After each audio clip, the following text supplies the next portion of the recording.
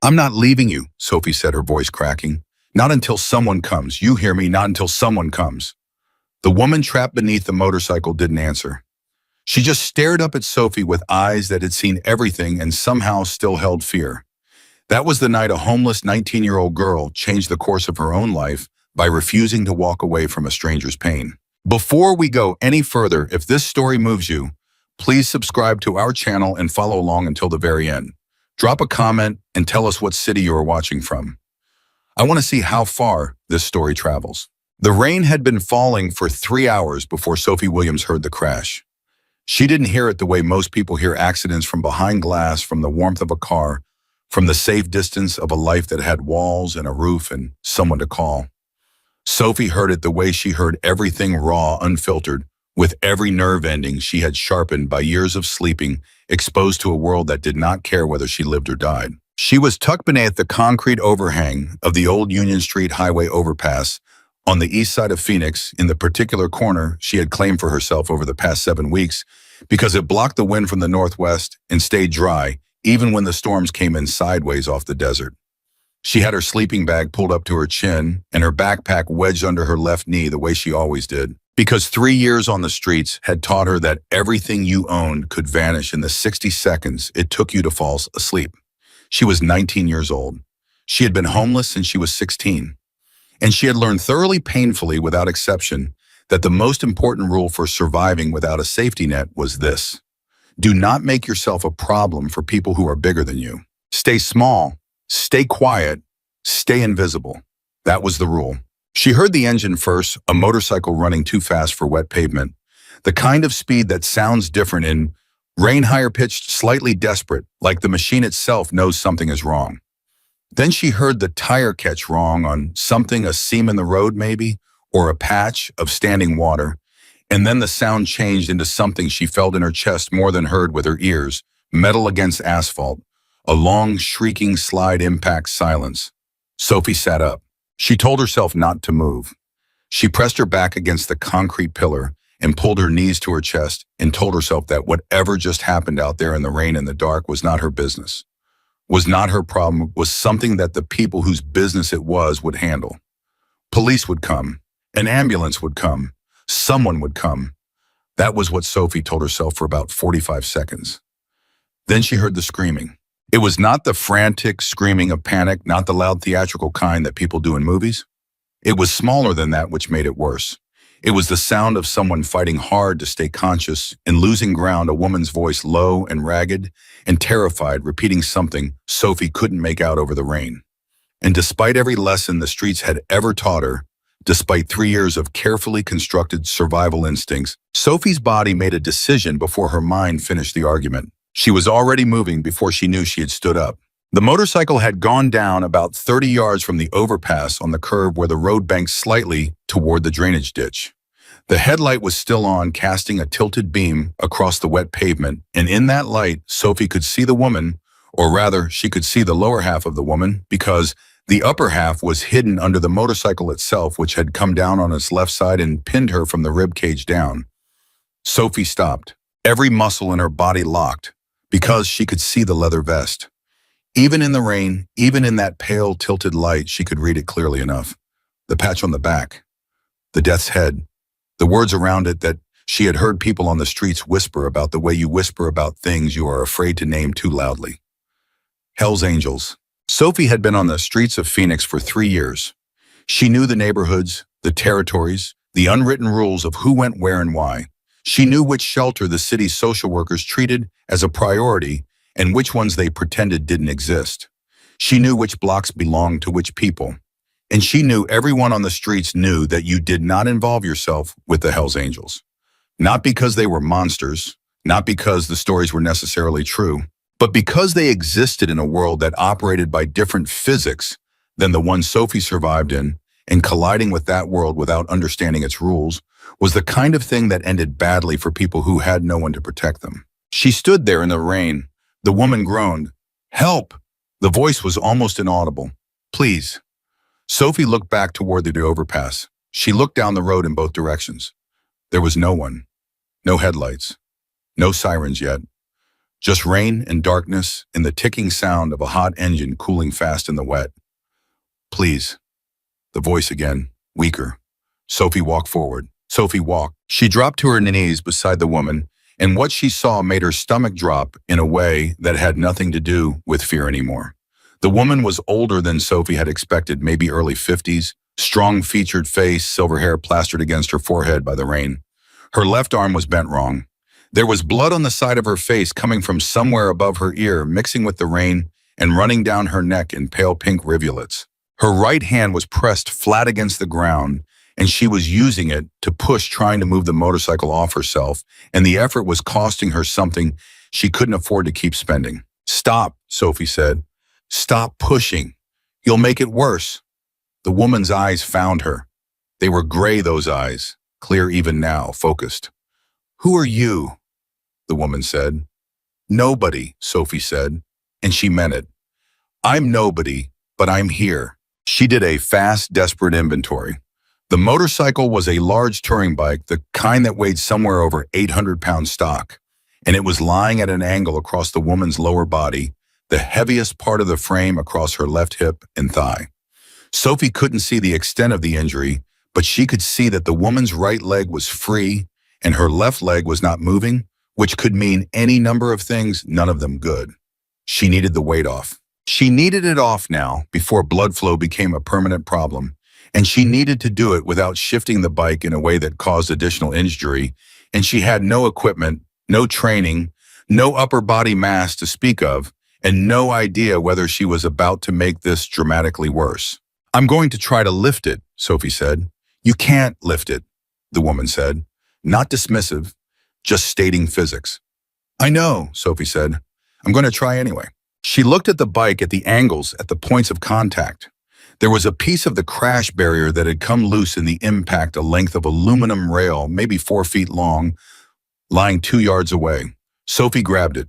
It was heavier than it looked, solid metal bent at one end. She came back and wedged the straight end under the frame of the motorcycle, at the point she judged to be closest to the woman's hip, creating leverage she didn't have with just her hands. "This is going to hurt," Sophie said. "Everything hurts," the woman said.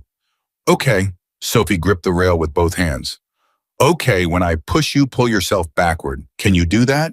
Use your right leg. Push with your heel." "I can do that." "On 3. The woman said nothing. 1. Sophie repositioned her feet for maximum base. 2. She drew a breath that tasted like rain and exhaust in wet concrete. 3. She pushed. The rail flexed under the load. Sophie pushed harder, throwing every pound she had into the lever, and for a sickening 2 seconds nothing happened at all, and then the frame shifted, not much, maybe 2 inches, but enough. The woman grunted with effort and dragged herself backward across the wet asphalt with her right heel, and Sophie pushed again, arms shaking, vision swimming from the effort. And the bike groaned and shifted another inch, and the woman pulled again, and then her voice changed. The grunt became something else, a sharp inhale, and she said, I'm out, stop." And Sophie let the rail down. She stood there breathing hard, hands on her knees, rain running down the back of her neck. "Can you feel your legs?" Sophie asked. "Left one's bad," the woman said. "Right one's fine." "Okay." Sophie was already pulling off her jacket. It was the only jacket she owned, a gray zip-up hoodie she'd found at a donation bin 8 months ago, soft and worn and exactly the right weight for Phoenix nights. She balled up the cleanest part of the sleeve and pressed it against the wound on the woman's head. "Hold this. Press hard." The woman raised her right hand and took over the pressure point. Sophie looked at her left arm at the angle of it and made the decision not to touch it. "An ambulance is coming," Sophie said. "Did you call one?" Sophie looked at her own hands. "I don't have a phone." A pause. The rain. "There's one in my right vest pocket," the woman said. "Inner." Sophie reached in carefully and found the phone. The screen was cracked, but it powered on. She dialed 911 and gave the location and kept her voice steady, even though her heart was beating so fast she could feel it in her throat. The dispatcher asked her to stay on the line. Sophie said she would. She put the phone on the ground between them and took the woman's free hand in both of hers. They stayed like that in the rain. The woman said, "What's your name?" Sophie almost said nobody again. "Sophie, I'm Liz." "I know who you are," Sophie said quietly. Something moved across Liz Carter's face. Not quite surprise. Something more complicated. Then you know what my husband is going to do when he finds out about tonight. I don't know anything about that, Sophie said. He's going to try to find the person who helped me. Liz's eyes stayed on Sophie's face, and he's not someone who stops looking. That's fine, Sophie said. I'm pretty hard to find. Liz looked at her for a long moment, at the hollow in her cheeks that came from not eating enough, at the layered clothing that was the homeless person's answer to not having storage space, at the hands that were calloused in the specific way that came from sleeping rough. And something shifted in the older woman's expression, something that was not pity, but was not pity either. Something that Sophie didn't have a name for because nobody had looked at her that way before. Why did you help me? Liz asked. Sophie thought about that. She thought about the rules she had made for herself. Stay small, stay invisible, don't make yourself a problem. I don't know, she said finally. I heard you and I moved before I thought about it. Most people would have stayed hidden. Most people aren't me, Sophie said, and then because that sounded more confident than she felt, I just didn't want you to be alone. In the distance, the first sound of sirens. Sophie felt it before she felt it, that old familiar clench in her gut that happened whenever official vehicles came near her. Patrol cars and ambulances meant questions. Questions meant systems. Systems meant people looking at her sideways, deciding what category she belonged, in what problem she represented, what needed to be done with her. She had been through that enough times. She had been handed to social workers who lost her paperwork. She had been placed in group homes that were worse than the streets. She had been told she was fine when she wasn't, and she had been told she was a problem when she was just a person, and every single time it ended the same way with Sophie, somehow more alone than she had been before. The sirens got louder. You should go, Liz said. Her voice had changed. She had seen something in Sophie's face. I'm staying until they get here, Sophie said. Sophie. The way Liz said her name made her still. The ambulance, oh, will take care of me. What happens to you if you're here when the police arrive? Sophie said nothing. I'm going to go be okay, Liz said. You gave me that. You don't have to give me anything else. The lights appeared at the far end of the road. Red and white strobes painting the rain. Sophie squeezed Liz's hand once. Liz squeezed back, and for that 1 second, her grip was surprisingly strong. Then Sophie stood up and walked quickly back toward the overpass, staying in the shadows, moving the way she had learned to move, present one moment, gone the next, like she had never been there at all. She left her jacket behind. She didn't realize that until she was back under the overhang, sitting against the concrete pillar, with her arms wrapped around herself for warmth, watching the emergency lights move at the far end of the road. The jacket was still there. She had left it pressed against Liz Carter's head. She had left the only warm thing she owned in the rain beside a woman she had known for less than 20 minutes. Sophie didn't go back for it. She sat in the cold and watched the ambulance workers move around the motorcycle, and she watched them load Liz onto a stretcher, and she watched them drive away, and then the police were there, and the investigators, and eventually they were gone too, and the rain eased off around 3 a.m, and Sophie sat in the dark trying to understand what she had just done and why she couldn't quite make herself regret it. She was cold. She was hungrier than she had been before because the adrenaline had burned through everything she had. She had nothing that she hadn't had at the start of the night, except now she also didn't have her jacket. She pressed her back against the cold concrete and closed her eyes and tried to sleep. She couldn't because something was different now, and she couldn't name it, and that unnamed thing sat in the center of her chest like an ember she didn't know how to put out. She told herself it didn't mean anything. She told herself tomorrow she would go to the donation bin on Morrison Street and see if there was another jacket. She told herself that she would forget tonight the way she had learned to forget most things, not because she was cold or callous, but because the streets demanded a certain economy of emotional investment. You felt what you couldn't help feeling, and then you put it away and you kept moving. That was the rule. Sophie sat in the dark and waited for the feeling to go away. It didn't. Across the city, in a hospital room she didn't know, the number of Elizabeth Carter was being assessed by a trauma team who found 3 cracked ribs, a fractured fibula in the left leg, a significant concussion, and a deep laceration above the left ear that had required 14 stitches. Liz had answered every question the doctors asked, had submitted to every test, had held still, through the stitches without making a sound. And when Daniel Carter arrived at the hospital at 2:17 in the morning, having driven 90 miles an hour through rain that made the freeway invisible because nothing short of his own death would have made him drive slower when his wife was injured. Liz had waited until the doctors left the room, and then she had looked at him and said the only thing she had been waiting to say since the moment she woke up on that wet road. There was a girl. Daniel was still catching his breath, still in the leather vest he'd grabbed on his way out the door, still radiating the barely contained energy of a man who had spent the last 40 minutes afraid of what he would find when he got here. He sat down in the chair beside the bed and took her hand. "Tell me," he said. Liz told him. She told him about the sound of footsteps in the rain, about the girl's voice steady, no theatrics, just present, about the way Sophie had looked at the motorcycle and looked at the piece of crash barrier and made her calculation in under 10 seconds, because that was what you did when you couldn't afford to second-guess yourself. About the way she had pressed her jacket against Liz's head with both hands and said press hard with the directness of someone who didn't have time for gentleness right now, but would offer it the moment she could. About the 911 call she had made on someone else's phone when she didn't have one of her own. About the squeeze of her hand before she walked away. About the jacket she had left behind. Daniel was quiet for a long time after Liz finished talking.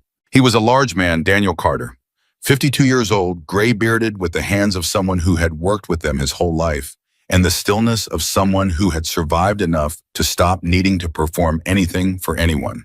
He was not a sentimental man in the conventional sense. He was not the kind of person who cried easily or spoke in soft tones about his feelings. But Liz had been married to him for 26 years, and she could read him the way you read a language you've spoken longer than you've spoken anything else. And what she saw in his face right now was something she recognized. He was moved, not just by the story, by what the story meant. "She's homeless," Liz said. "I know. She ran from the police. I know that too." "She doesn't know who you are," Liz said. "Or she does know, she said she did, but it didn't make her leave." Daniel was quiet. "I want to find her," Liz said. "I know." "Not because we owe her," Liz said. "We do owe her, but not just because of that." Daniel nodded slowly. "Because she needs someone to find her." "Yes."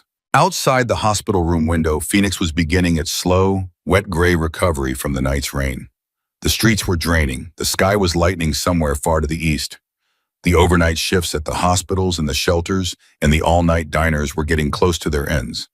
And across the city, scattered through the places where the visible world and the invisible world touched each other, the underpasses, the backlots, the spaces between things, thousands of people were sleeping in whatever position they had found, in whatever warmth they had managed to keep moving through another night, in the particular way that you had to move when the city didn't know your name. Sophie was one of them.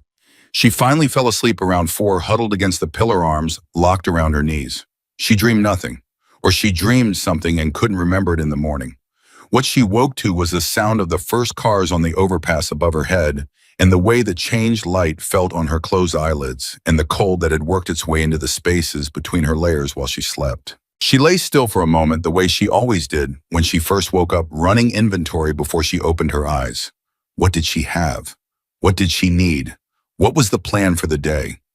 Then she remembered the jacket, and then she remembered why the jacket was gone. She sat up and looked at her own hands. They were scraped from the crash barrier. She hadn't noticed that last night.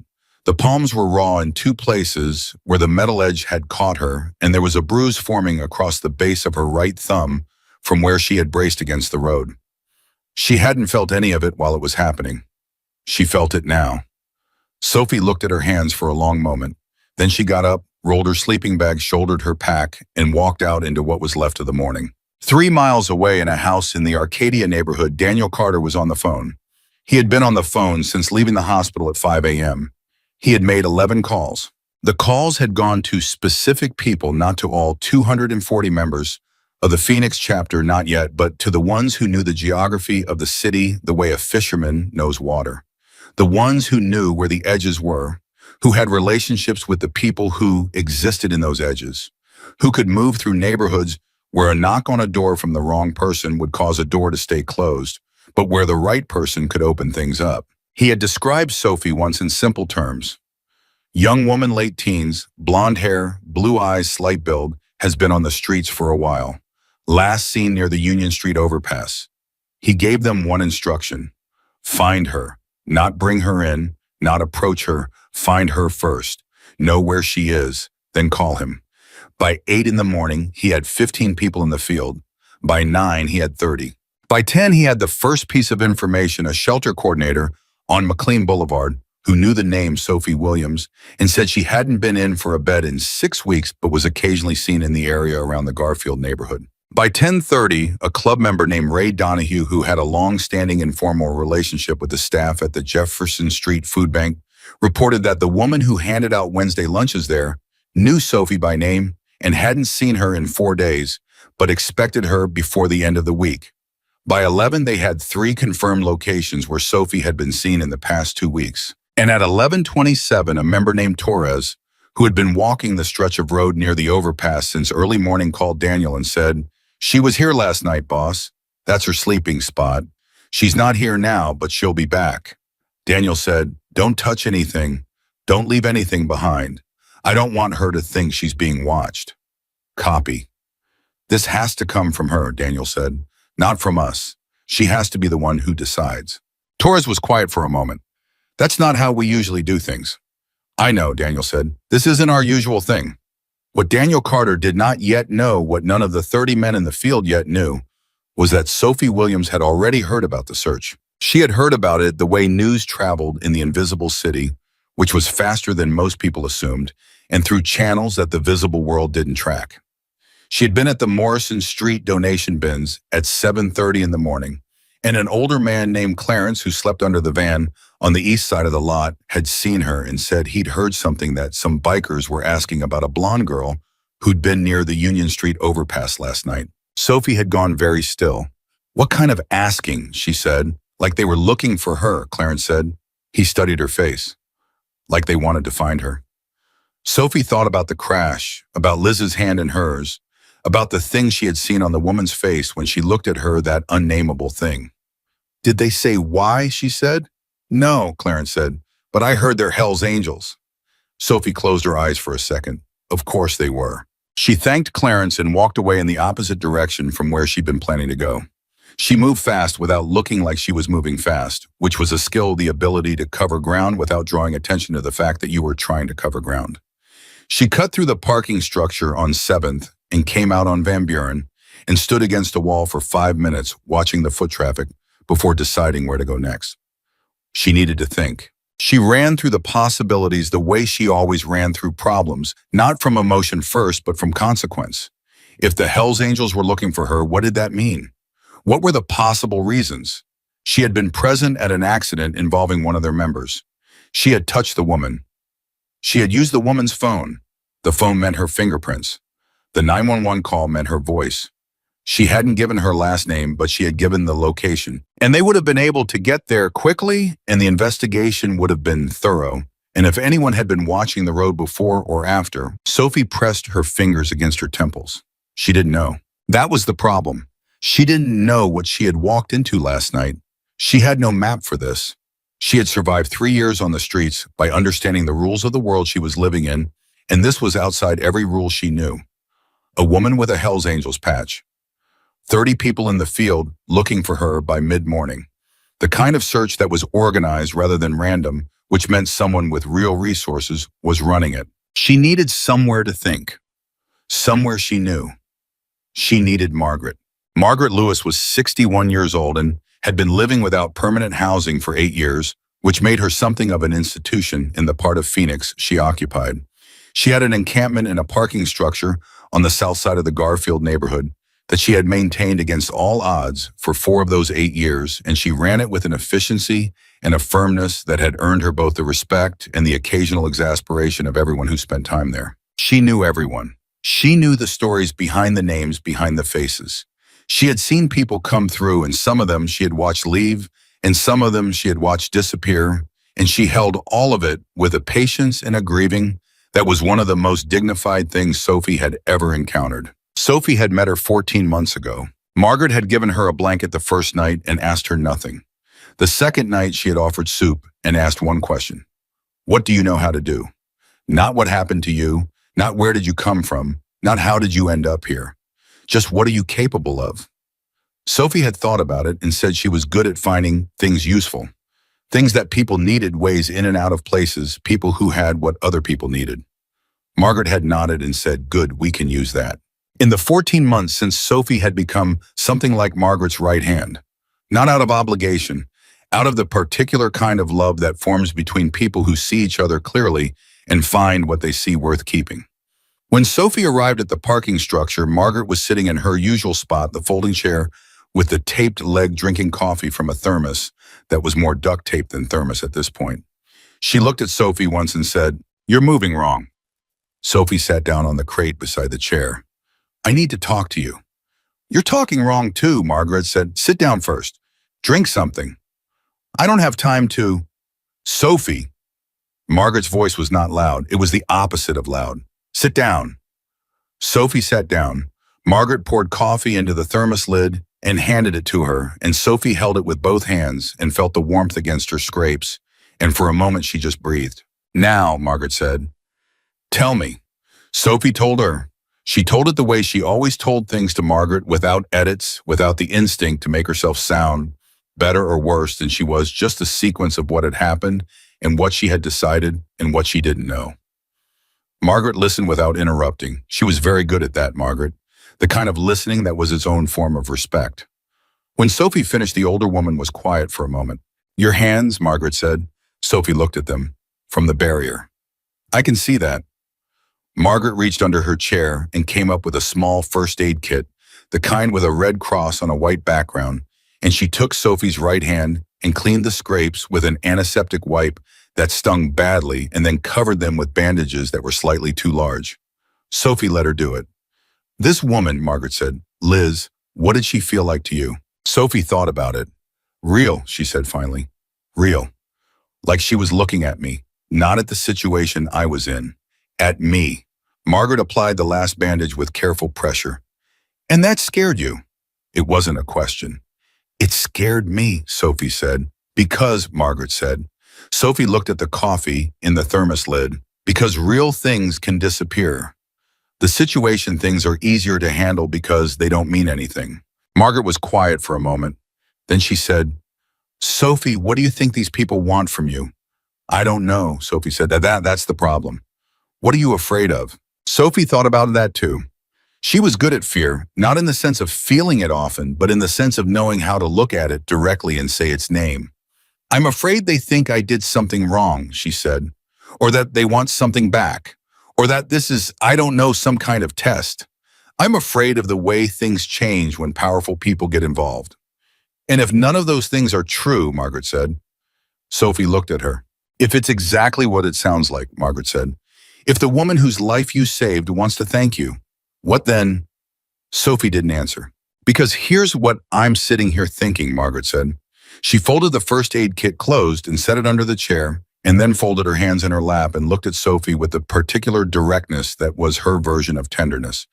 "I'm sitting here thinking that a 19-year-old girl who has spent 3 years building a wall around herself the size of a building just spent a night taking it down brick by brick for a stranger. And then she ran away. And she's sitting here telling me she's scared, and I'm trying to figure out which thing she's really scared of." Sophie said nothing. "Are you scared of the HELLS angels?" Margaret asked. "Reasonably," Sophie said. "Or are you scared of someone actually wanting to find you?" The silence that followed was long enough that a car turned into the parking structure and went up a level, and the sound of its engine bounced off the concrete walls and faded. Sophie looked at her hands. The bandages were bright white against the scrapes. "Both," she said quietly. Margaret nodded, like that was the honest answer, and the honest answer was enough. Like she wasn't going to push on it or turn it into something it wasn't. "Then let's sit here for a while," Margaret said, "and you can figure out what you want to do." But Sophie didn't get the while that Margaret was offering. Because 40 minutes later, a car turned into the parking structure and didn't go up a level. It stopped on the ground floor. And a woman Sophie had never seen before got out, late 30s, dark hair pulled back, the kind of calm in her face that came from being someone's first call in a crisis, and she walked toward them without any of the signaling that Sophie had learned to read as danger. She stopped 10 feet away. "I'm not here to push anything," the woman said. "My name is Carmen. I work with a woman named Liz Carter. She asked me to find you if I could." A pause. She said to tell you that the jacket is at the hospital, cleaned and ready for you whenever you want it. Sophie stared at her. She also said, Carmen reached into her jacket pocket and took out a small piece of folded paper. She set it on the ground in front of her, not in Sophie's hand, not forced on her in any way, just on the ground where Sophie could choose to pick it up or not. She said to give you this. Then Carmen stepped back. 4 steps giving distance, like she understood or had been told that this needed to be Sophie's choice, every part of it. Sophie looked at the paper on the ground. Margaret did not look at Sophie. After a moment, Sophie leaned forward and picked it up. She unfolded it. The handwriting was not beautiful. It was the handwriting of someone who had written quickly or of someone whose right arm was working better than their left. It said, Sophie, you told me you were nobody. You are the furthest thing from nobody I have ever met. You don't have to see me, you don't have to talk to anyone, but I want you to know that I know you were there, and I am not going to forget it. Sophie read it twice.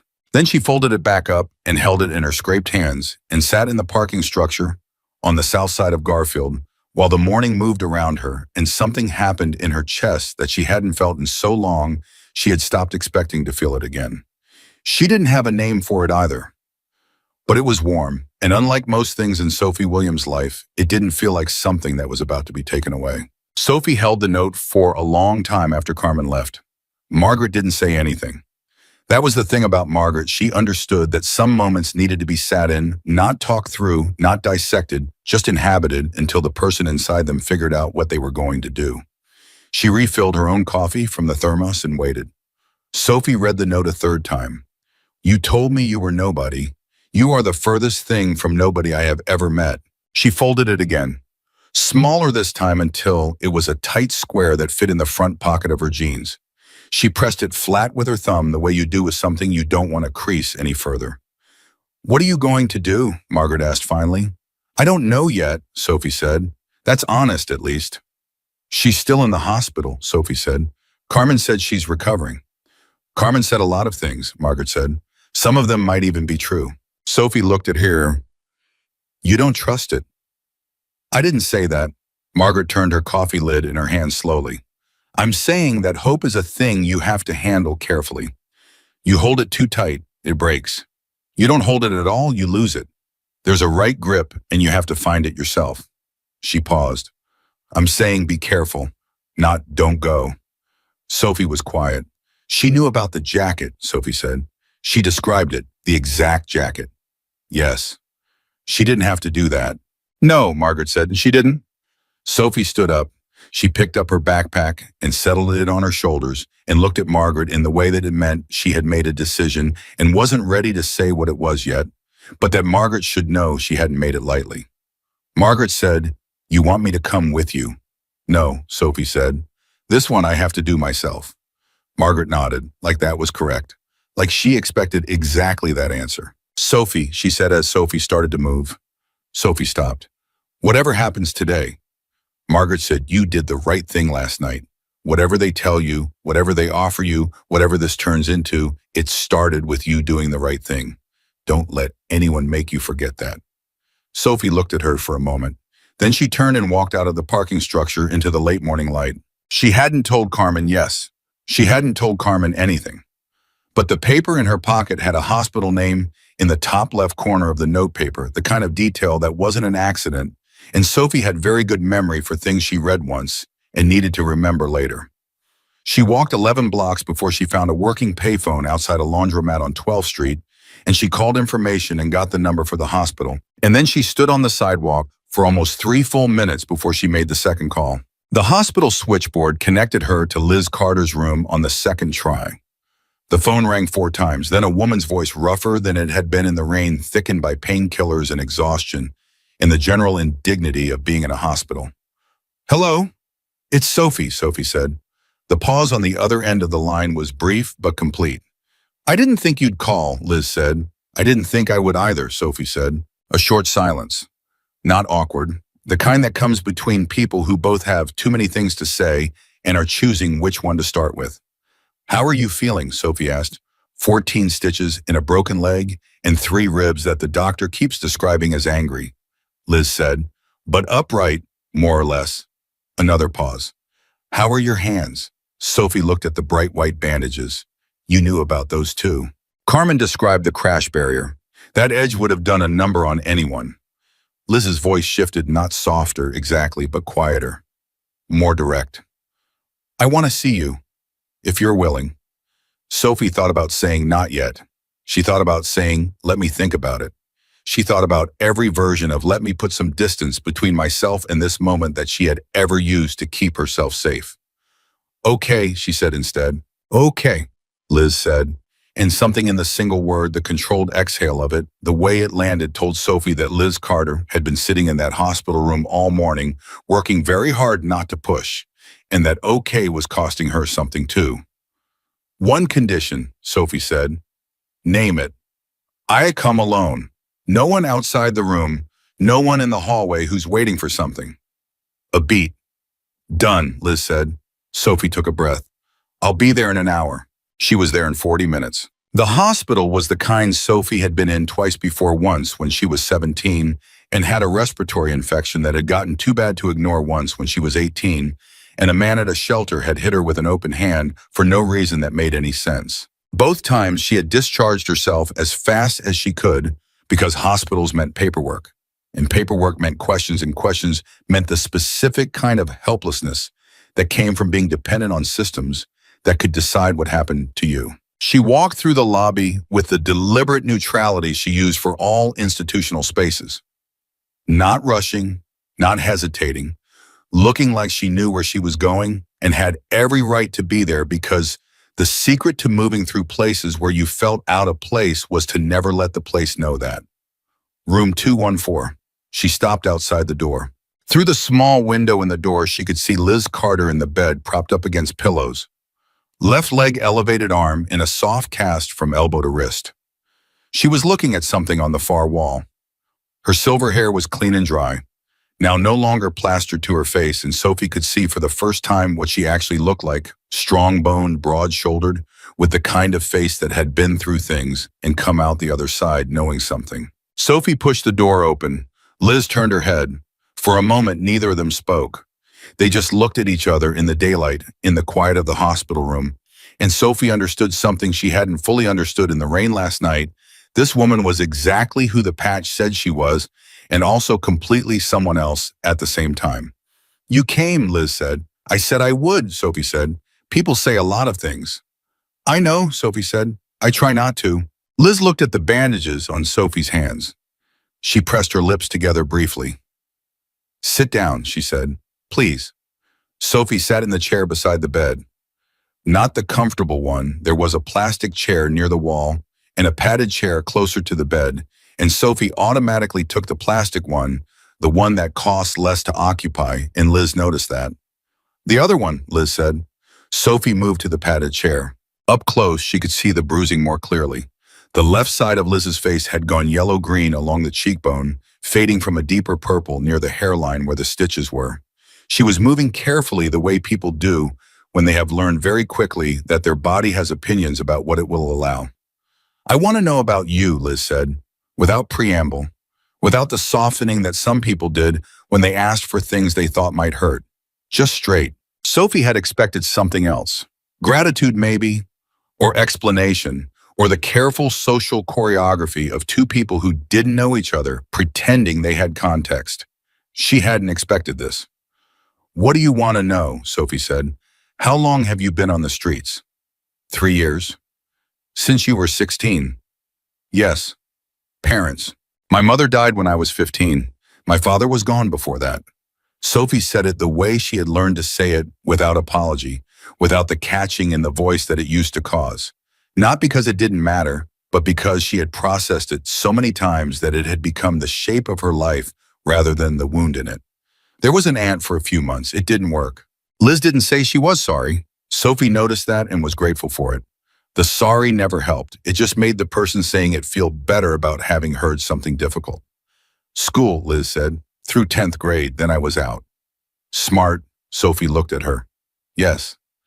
I can tell, Liz said, the way you assessed the crash last night, the way you thought about the leverage. Most people would have just pulled Pulling would have made it worse, Sophie said. I know, that's my point. Sophie was quiet. What do you do, Liz asked. Day to day. What's the structure? And somehow that question, so specific, so practical, so completely absent of the condescension that usually came with people asking about her life, was the one that unlocked something in Sophie. She told her. The food bank on Wednesdays, the donation bins on Morrison, the informal network she had built over 3 years of knowing who had what and who needed what and how to move between those two things efficiently. The way she looked after the older people in the encampments because they were the most vulnerable and the least likely to ask for help. The system she had developed for staying warm in winter that she had taught to 7 other people in her first year on the streets. Liz listened to all of it without interrupting. When Sophie finished, there was a silence. You've been running your own operation, Liz said. I wouldn't call it that. I would, Liz said. That's logistics and trust building and resource management. That's exactly what that is. She paused. How many people are you looking after? Sophie thought about it. 12, maybe? More loosely. Margaret most directly. Margaret, the woman I was with this morning, when Carmen came. Something moved across Liz's face. Carmen found you. She found the right place, Sophie said. I was already there. Good, Liz said quietly. Like that mattered. Like she needed to know that Carmen had done what she'd asked without pushing. Then the door opened. Sophie was on her feet before the thought fully formed pure reflex, the kind that came from 3 years of needing to know every entrance and exit at all times. Her body had moved before her brain caught up, and she was standing 2 steps back from the chair when the man walked in. He was large, not threatening in his size, but present in it, the way some people are just more there than others. 50-something gray beard, leather vest, and the kind of careful, measured entry that told Sophie he had been told to make himself non-threatening and was working at it deliberately. He stopped just inside the door when he saw her on her feet. I said alone, Sophie said. Her voice was flat, not frightened, flat. Daniel. Liz said his name once, that was all. The man Daniel Carter, who Sophie had heard about but never seen, put both hands up in a gesture that was not performing, not theatrical. Just visible. Open palms. I'm not a danger. I know, he said. His voice was low and hurried. My wife told me. I should have waited. I'm sorry. He looked at Sophie directly, not through her, not past her, at her. I'm Daniel, Liz's husband. Sophie said nothing. I'll go back outside if you want, he said. That's not a negotiation. If you want me gone, I'm gone. Sophie looked at him for a long 3 seconds. She was reading him the way she read everyone, not for surface signals, but for the things underneath the small tells of body language and eye contact and the specific quality of stillness. He was telling the truth, not because he was performing it, but because he was too tired to perform anything. Stay, Sophie said, but stay there. He stayed there. He moved to the far wall, not to a chair, just to the wall, and he stood with his back against it and his arms at his sides, not crossed, not tucked open, visible as non-imposing as a man of his size and presence could manage. He was doing everything he could think of to make himself smaller, and it was costing him something. Sophie could see that. But he was doing it anyway. I need to say something, Daniel said. His eyes went to his wife briefly, then back to Sophie. I know you don't know me. I know you have every reason not to trust me. I know what my name means to people who've been treated the wrong way by people with power. He paused. I'm not going to ask you to overlook any of that. What I am going to ask is 5 minutes of your time, and then you can walk out that door, and we will never contact you again if that's what you want. Carmen will not look for you. No one from our chapter will look for you. I give you my word. Sophie looked at him. Your word, she said. My word, he said. Why should that mean anything to me? She wasn't being cruel. She was being honest. I don't know you. You don't, he said. That's fair. He didn't try to answer the question. He just held it. Sophie sat back down. 5 minutes, she said. Daniel Carter nodded. He didn't move from the wall. He spoke from there, standing like sitting down would have been taking something that hadn't been offered to him. My wife has been part of our chapter for 23 years, he said. She has done more for the people around her, our members, their families, the communities we work in, than any 10 other people I've known. She's not perfect, neither am I. Neither is our organization. But she is the person I trust most in this world. And last night she was lying on wet pavement in the dark, and she was scared. And you were the one who showed up. He stopped. Not someone who owed her something. Not someone who had a reason. You, someone who had every reason to keep walking. Another pause. I've been looking for you since 5 this morning because I needed to look you in the eye and tell you that. The room was very quiet. Tell me what, Sophie said. That what you did last night is the rarest thing there is, Daniel said. I've been in this world a long time. I've known brave people, but brave people usually have something to protect. You had nothing to protect. You walked toward a stranger in the dark and stayed until she was safe, and then you walked away without asking for anything. That's not brave, that's something else. I don't even have the right word for it. Sophie was looking at the floor. The jacket is at the desk downstairs, Liz said quietly. Whenever you want it. Sophie didn't look up for a moment. When she did, her eyes were dry. She had learned long ago how to feel things fully without letting them break the surface, a skill she was not entirely proud of and not entirely able to undo. But there was something in her face that she hadn't put there consciously, something that had come through anyway. I don't need anything from you, she said. I need you to understand that. I'm not here because I want something. I know, Daniel said. I came because she asked me to, Sophie said. Not because I expected anything. I know that too, he said. Then we're clear, Sophie said. We're clear, he said. And then, can I ask you something? Sophie waited. Is there anyone, he said, anyone at all, family, someone who checks on you? Sophie thought about Margaret. I have people I look after, she said. That's not what I asked. She was quiet. No, she said. Not really. Daniel looked at his wife. Liz looked back at him. Something passed between them that was the entire shorthand of a long marriage compressed into a single glance. Then I have one more thing to say, Daniel said, and then I'll stop. He looked back at Sophie. You don't have to accept anything from us. You don't have to come back here. You don't have to have any more contact with us than you want. But I want you to know that there is a place at our table for you, permanently, for as long as you want it. Not because you saved my wife, not because we owe you. Because the world should be treating you better than it is, and we'd like to be part of fixing that. Sophie stared at him. This was the thing she hadn't prepared for. She had prepared for gratitude. She had prepared for overwhelm. She had prepared for the subtle, uncomfortable pressure of people who wanted to feel good about helping someone. She had not prepared for this, for the directness of it, the complete absence of performance, the way he said it like it was simply true, and he was simply stating it. I don't know what to do with that, she said. You don't have to do anything with it today, he said. It doesn't expire. She looked at him for a long time. Then she looked at Liz. Liz was watching her with those clear gray eyes that had looked at her the same way in the rain last night, not at the situation at her. My jacket, Sophie said finally. Can I get it before I go? I'll walk you down, Daniel said. They went down together in the elevator, the two of them, and Sophie was aware of the strangeness of it. This large man in his leather vest, this girl in her layered street clothes standing in a hospital elevator, not saying anything. He didn't try to fill the silence. She appreciated that. At the front desk, a nurse produced the jacket in a plastic bag.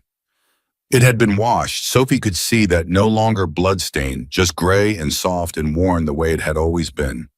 She took it out of the bag and put it on right there at the desk. Daniel watched her zip it up. Does it fit okay? He asked. Sophie looked at him. The question was so ordinary, so domestic, so completely disconnected from the weight of everything they just talked about that she almost laughed. It's my jacket, she said. Right, he said. Sorry. They stood in the hospital lobby. I need to think, Sophie said. Take all the time you need. I'm not agreeing to anything right now. Nobody's asking you to. Sophie looked at him once more. At the weathered face, the careful eyes, the hands that were at his side still open, still visible, still nothing to hide. Okay, she said. She walked out through the automatic doors into the afternoon. She was half a block avoiding the street before she stopped. She stopped because something was wrong. Not wrong like danger. Wrong like the thing you feel when the ground shifts under you and you have to recalibrate your sense of where level is. She stood on the sidewalk in her clean jacket with the bandages on her hands, and the folded note in her pocket, and she tried to locate what she was feeling. She felt seen. That was the thing she couldn't process. That was the thing her whole body was resisting, not because it was bad, but because she had no architecture for it. For 3 years, she had been invisible, and she had built her life around the infrastructure of invisibility, the routines, the relationships, the careful, small ways of surviving inside a world that did not see you. And in the last 12 hours, 2 people had looked at her like she was there. Really there. Not a problem to be managed or a symbol of something larger, or a cautionary story about what happened to kids who fell through the cracks. Just a person. Sophie Williams standing on a sidewalk with a jacket on her back and a note in her pocket and the feeling of someone's hands fitting a bandage carefully over her scrapes. She started walking again. She walked for a long time without direction, the way she did when she needed to think not toward anything, just through the city, letting the motion work through her. She walked through 3 neighborhoods and stopped for water at a fountain in a park, and then sat on a bench for a while, watching a group of older men play chess at a concrete table. They played fast, confident, slapping the pieces down with the authority of people who had done this so many times, the thinking had become automatic. She thought about what Daniel Carter had said. There is a place at our table for you, permanently. She thought about what Liz had said the night before, lying on wet asphalt with her hand in Sophie's. Nobody should feel as alone as she had felt. No, that wasn't Liz. That was Sophie herself. That was what Sophie had thought last night before she stood up and ran toward the crash. Nobody should feel as alone as I have felt. The thing she had never said out loud to anyone. She reached into her jacket pocket and felt the folded note. Then she felt something else, a card. Small, stiff, slightly raised lettering. She pulled it out. Carmen must have put it there when Sophie wasn't looking. Or Daniel at the desk. She hadn't felt it happen. It was a phone number, just a number printed on plain white card, and underneath it a single line. When you're ready. No rush. No pressure. Sophie sat with the card in her hand for a while. Then she put it back in her pocket next to the note. By the time she got back to the parking structure in Garfield, it was mid-afternoon. Margaret was still in her chair with a different thermos, the slightly less taped up one she used for afternoons, and she looked at Sophie once and said nothing at first because she could read the whole morning in the way Sophie was carrying herself. You went, Margaret said. I went. And Sophie sat down on a crate. She leaned her elbows on her knees. She looked at her bandaged hands for a moment, then at Margaret. They want to help me, she said. Really help me. Not the shelter kind, not the system kind, the actual kind. Margaret was quiet. He gave me his word that if I walked away today, no one would look for me again, Sophie said. And I believed him. But you haven't walked away, Margaret said. No, Sophie said. Why not? Sophie thought about the chess players, the speed of them, the confidence of years. Because I'm tired, she said. It came out smaller than she intended, more honest. I'm tired of surviving. I've been surviving for 3 years and Margaret, I'm good at it. I'm really good at it, but I don't want to be good at surviving anymore. I want to be good at something else. Margaret didn't speak for a long time. The afternoon moved around them. Someone in the upper level of the parking structure was having an argument on a phone in Spanish. A pigeon worked the corner near the entrance with professional dedication. Somewhere 2 floors up, a radio played something Sophie couldn't identify. Then don't walk away, Margaret said finally. It's not that simple. No, it's not. Margaret turned her thermos slowly in her hands. But simple isn't what you need. Simple is what you've been doing. Surviving is the simple thing. It's the hardest simple thing there is, but it's still just one gear. Just keep going. Just get through the day. She paused. What you're talking about is different gears, and different gears are terrifying. Sophie looked at her. What if they disappear, she said. What if this is real right now, and then it's not? What if it is real and stays real? Margaret said. Sophie pressed her lips together. People have disappeared on me before, Sophie said. I know. My mother, my aunt, people at shelters who said they would follow up.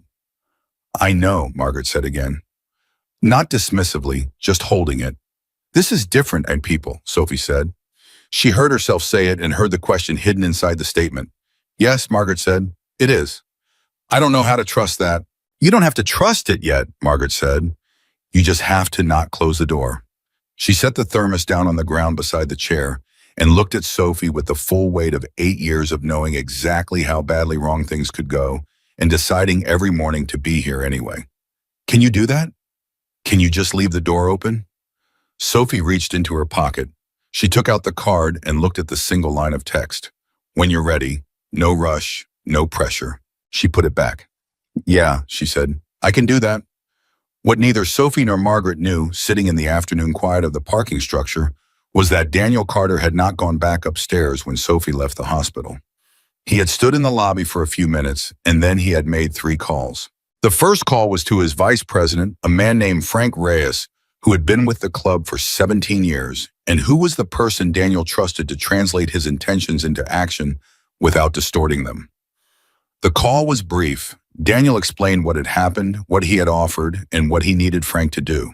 Not push, not pursue, but quietly, carefully make sure certain doors were open when Sophie was ready to walk through them. Housing contacts, educational opportunities. The kind of infrastructure that took time to arrange and needed to be ready before it was asked for. Frank said, she agreed. She didn't say no, Daniel said. For her right now, that's the same thing. The second call was to Carmen. He told Carmen what Sophie had said about Margaret and asked her to find out quietly without approaching, without pressure, whether Margaret Lewis might need anything that the chapter could provide. Not as a transaction, as a simple extension of the same impulse that had started this whole thing. Because Sophie had told him she looked after 12 people more loosely, and if you wanted to understand someone, you started with who they protected. The third call was to Liz. She came, he said. I know, Liz said. I heard you in the elevator. She took the jacket. I know that too. She's not going to make this easy, Daniel said. No, Liz said. She shouldn't. Easy would be the wrong answer. He was quiet for a moment. She's 19. I know. She's been doing this since she was 16, he said, building these systems, keeping people alive, 16 years old. I know, Liz said. Her voice was careful in the way it got when she was holding something that was too sharp to hold without care. Someone should have been doing that for her, Daniel said. Yes, Liz said. Someone should have. Another silence. She's going to be okay, Liz said. She's going to be okay, Daniel, because she's already okay. That's the thing. She got herself to okay under conditions that would have destroyed most people. We're not rescuing someone who's broken. We're finally showing up. Daniel exhaled slowly. Better late than never. For her sake, Liz said, let's make sure it's better. He said goodbye and ended the call and stood for another moment in the hospital lobby before going back upstairs. Across the city, Sophie Williams sat on a crate in a parking structure and held a card in her jacket pocket with one hand and thought about doors. She had spent 3 years closing them, carefully, efficiently, with the practiced precision of someone who had learned that open doors let in cold air, and people who said one thing and meant another, and systems that took what little you had left and called it help. She had become very good at closing doors. The card in her pocket was small and stiff and slightly raised, and it said, when you're ready, and she had absolutely no idea if she was ready, and no way of knowing whether ready was even a real state she was capable of reaching, or just another word for the kind of trust she had stopped being able to generate. But she had not thrown the card away. She was still holding it. And somewhere in the space between holding and throwing away something was happening, something slow and tentative and frightening and real. Like the first light on the horizon of a night you weren't sure you were going to survive.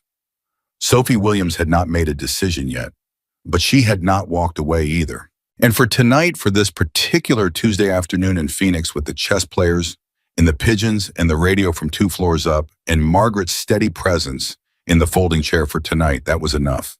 She called the number on the 3rd day, not because she had decided anything, not because the fear had gone away or the questions had answered themselves or the architecture of distrust she had spent 3 years building had somehow come down overnight. She called because on the 3rd morning she woke up under the overpass and Margaret wasn't there. Margaret had gone to a medical appointment at the free clinic on Roosevelt, the one she went to every month for her blood pressure, and Sophie lay in her sleeping bag in the early gray light and felt the specific weight of a silence that had no one in it, and she thought, I am so tired of this particular silence. She walked to the payphone on 12th Street. She stood in front of it for 4 minutes. Then she picked up the receiver and dialed. It rang twice. Yeah, Daniel Carter's voice early morning unhurried, like he answered phones this way at 6:45 every day and it cost him nothing. It's Sophie, she said. A pause that was not surprise but was something close to it, or maybe not surprise, maybe just the particular quality of a man who had been waiting for something and was taking a breath before he let himself believe it had arrived. Good morning, he said. I'm not agreeing to anything, she said immediately. I want to be clear about that. Okay. She stopped. She had rehearsed this and the rehearsal was suddenly useless. I have some questions. Then ask them, he said. Not on the phone. Another pause, shorter. Tell me where and when. She named a diner on Van Buren that she knew not because she ate there, she couldn't afford to eat there, but because she had sat at the counter twice when the afternoon manager let people without orders stay as long as they nursed a coffee. She knew the layout, the exits, the sight lines. She knew how to leave quickly if she needed to. 1 hour, she said. I'll be there, he said. And then Sophie. What? Thank you for calling. She hung up before she had to respond to that. She was at the diner in 20 minutes, which gave her 40 minutes to sit with a coffee she paid for with the last $2 from the emergency fold she kept in the inside hem of her jacket and think about what she actually wanted to say. The 40 minutes went fast. She was still working through it when Daniel Carter walked through the door exactly on time alone in a plain dark jacket instead of the vest. And she clocked all of that in the 3 seconds between when the bell above the door rang and when he spotted her. No vest, plain clothes. He had thought about what would make her comfortable and made a choice accordingly. She noted that. He sat across from her and ordered coffee and didn't say anything for the first 30 seconds, just settled into the booth. The way big men settled into spaces, getting comfortable without rushing it, and then he looked at her with those direct, steady eyes and waited. I need to understand something, Sophie said. Go ahead. Why does it matter to you, she said.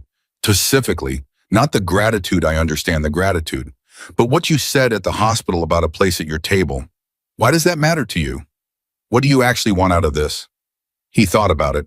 She appreciated that he thought about it rather than answering immediately with something polished. Liz told me something the night of the accident, he said. She told me what you said to her before you moved the bike. She said you told her nobody should feel as alone as I have felt. Sophie went still. She said you didn't say it to her, he said. She said you said it to yourself, like you forgot she could hear you. Sophie looked at her coffee. She remembered that exact phrasing, he said, because in 23 years of marriage, she said she had never heard someone say something that true out loud without meaning to. He paused. That's why. Not because you saved her life, because you're 19 years old and you've already learned something that most people never learn, and you learned it the hard way, and that shouldn't go to waste in a sleeping bag under an overpass. Sophie was quiet for a long time. You're asking me to trust you, she said. I'm asking you to give it a try, he said. There's a difference. What's the difference? Trust is all or nothing, he said. Trying is incremental. You try one thing. If it goes wrong, you stop.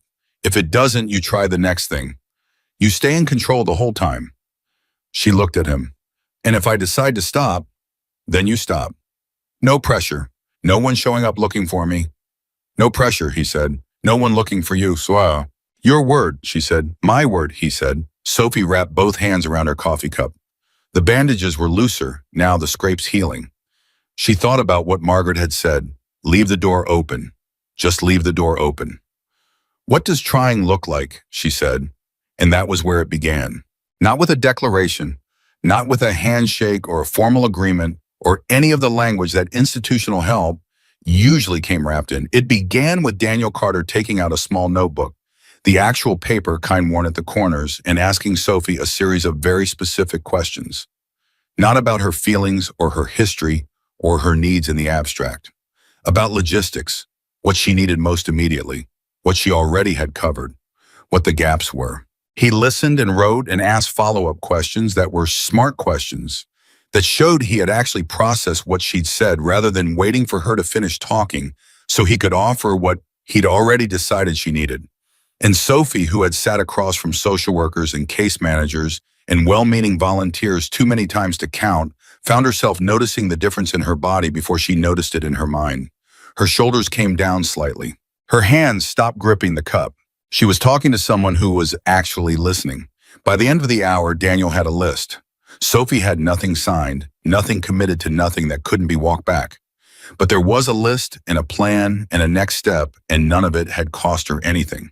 Yet except the willingness to stay in the booth for 60 minutes. She walked out of the diner into the morning light, feeling something she couldn't quite name, not hope exactly because hope was too large and too fragile. And she had been burned by it too many times to let it back in all at once. Something smaller. Possibility, maybe. The way possibility felt before it became hope. The seed stage. She was 2 blocks away when Frank Reyes fell into step beside her. She nearly bolted. Every nerve she had fired at once, the pure animal response of 3 years of learning, that people who appeared suddenly beside you on sidewalks were usually there for a reason, and the reason was usually bad. She had already mapped the distance to the nearest turning and calculated whether she could get there before he could follow when he said in a voice calibrated very carefully to be non-threatening, "Sophie, I'm Frank, Daniel's VP.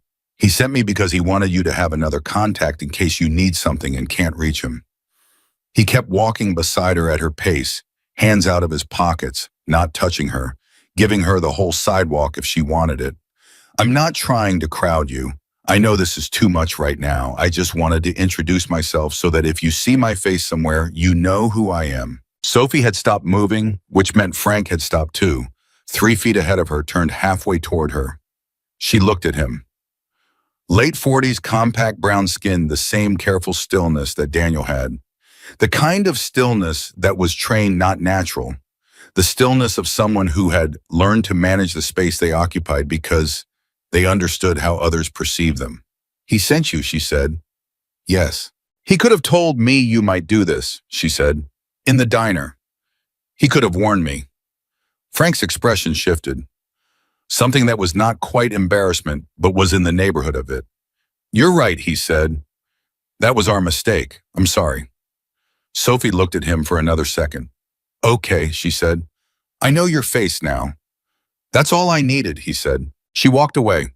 She made it to the end of the block before she stopped and turned back. Frank was still there, not following, just standing. "If I need something," she said, "what do I do?" Frank reached into his jacket and produced a card. Same plain white as Daniel's, same single phone number, just a different name. He set it on top of a newspaper box beside him and stepped back. Sophie walked back, picked it up, kept moving. She heard Frank exhale behind her, quietly, like he'd been holding his breath. That was the beginning of the second week. What followed was a period that Sophie would later have difficulty describing to anyone who hadn't lived something similar, because it didn't have the shape of a conventional story. There was no single dramatic turning point, no clean before and after.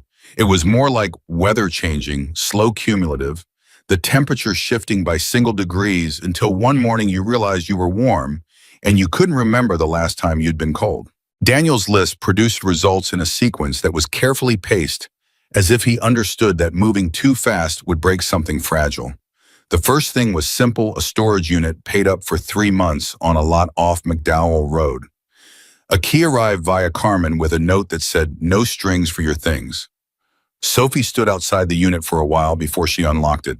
It was small, clean empty. She put her spare sleeping bag in it and the box of things she'd been carrying for 2 years that she couldn't bring herself to leave behind: photographs, a book that had been her mother's, a folder of documents she'd been protecting since she was 16. She locked the door.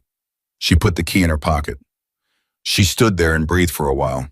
The second thing was an introduction. Daniel asked if she would be willing to meet one person, a woman named Dr. Patricia Voss, who ran a medical outreach clinic on the South Side, and who Daniel said had been a friend of the chapter for 10 years. Not a social worker, a doctor, a woman who worked with the people the system had failed. Sophie agreed to meet her. Dr. Voss was in her 60s, small and decisive, with the energy of someone who had long ago made peace with doing more than was strictly possible and had simply incorporated the impossibility into her schedule. She met Sophie in the clinic waiting room and shook her hand and said, "Daniel tells me you've been managing some informal health situations in your community.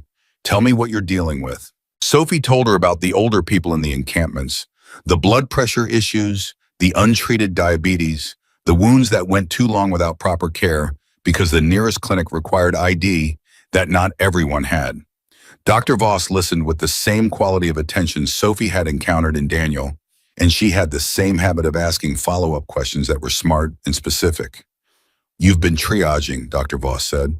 I don't know the word, Sophie said. Assessing and prioritizing, figuring out who needs what most urgently. Dr. Voss looked at her steadily. How did you learn to do that? I had to, Sophie said. That's the best answer, Dr. Voss said. And then, would you be willing to work with me not as a patient, as a community health worker? I can train you formally for what you're already doing informally. Pay you for it. Real pay. Sophie stared at her. That's a job, Sophie said. Yes, Dr. Voss said. That's a job. Sophie looked around the waiting room.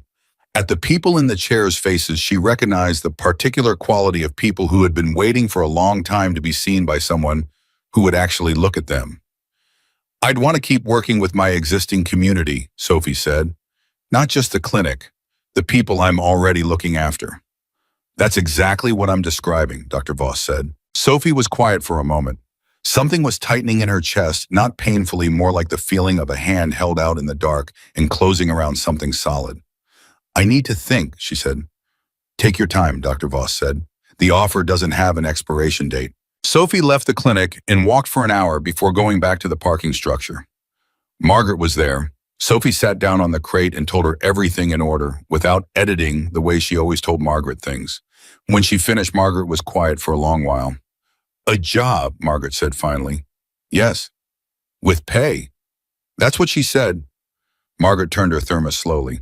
Sophie, what are you afraid of? That it disappears, Sophie said immediately. That something goes wrong and it disappears, and I'm further back than I started because I let myself want it. And if it doesn't disappear, Sophie pressed her lips together. I don't have a plan for that, she said quietly. That's interesting, Margaret said. You have a plan for every bad thing and no plan for the good one. Sophie looked at her. Maybe that's the thing to work on, Margaret said. That night, Sophie called Daniel from the payphone. Liz, she said when he answered. I want to talk to Liz, not about the job, about something else. She's been hoping you'd call, Daniel said. Hold on. A pause, some rustling, and then Liz's voice stronger now. A week out of the hospital, the pain still audible underneath, but no longer the primary texture of how she spoke. Sophie, Liz said. How are you feeling? Sophie said. Like someone dropped a motorcycle on me, Liz said. Which someone did. How are you feeling? Confused, Sophie said. About what specifically? Sophie leaned against the glass of the payphone enclosure and looked up at the night sky, at the particular orange-gray of Phoenix, at nightlight pollution, turning the dark into something that was never quite dark. About why this is happening, Sophie said. To me, why now? Why I've been out here for 3 years and nobody looked twice, and then one night everything changes. She paused. I keep waiting for the part where it makes sense. Liz was quiet for a moment. Can I tell you something? Yes. It doesn't make sense, Liz said. That's the honest answer. Life doesn't work on schedule. Things don't happen when they're supposed to. Sometimes the thing that changes everything happens on a random Tuesday in the rain, and there's no reason for the timing, and there's no cosmic explanation. It just happened. Another pause. But you were there. That's the part that matters. You were there and you made a choice, and now we're here. That's the whole story. Sophie said nothing for a moment. I'm scared, she said. It was the first time she had said that word out loud to anyone since she couldn't remember when. I know, Liz said. I'm scared of wanting things that disappear. I know that too, Liz said. Do you know what I was scared of when I was lying under that motorcycle? She didn't wait for Sophie to answer.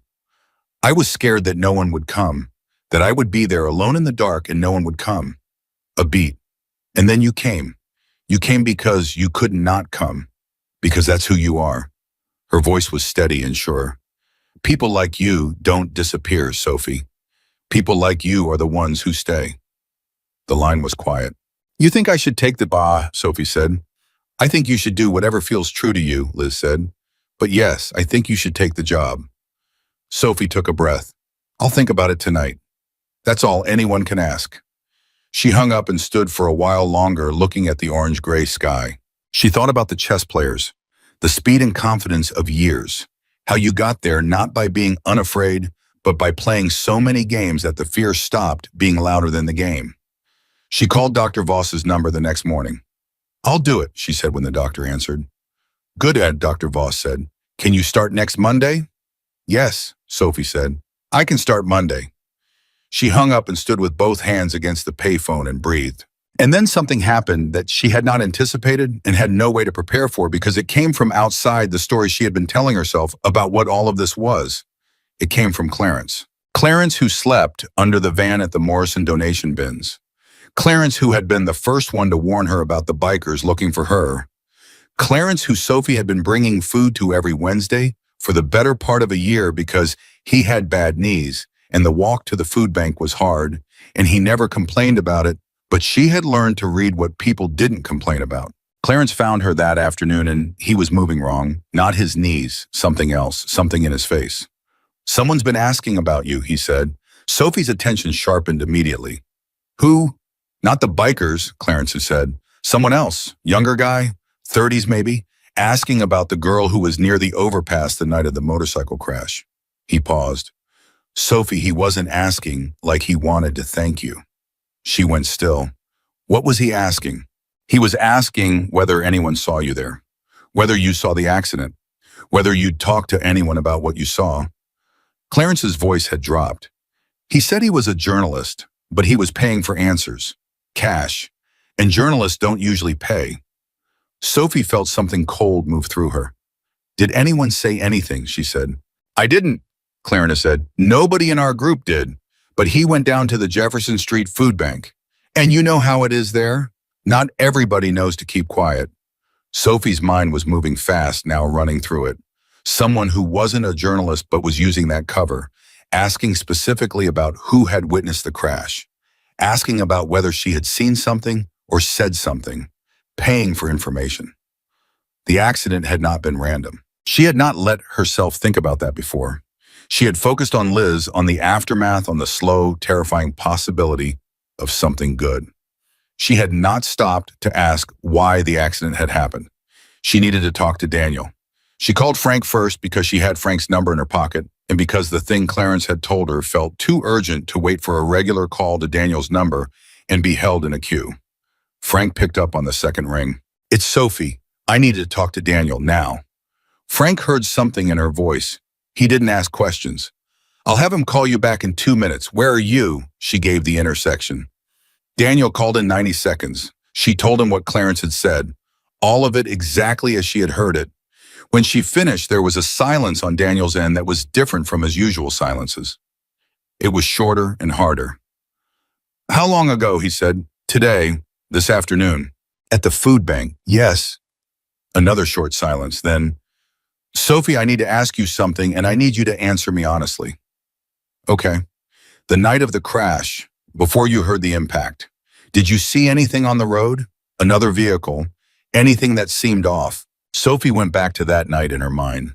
The rain, the engine sound running too fast, the change in sound before the impact.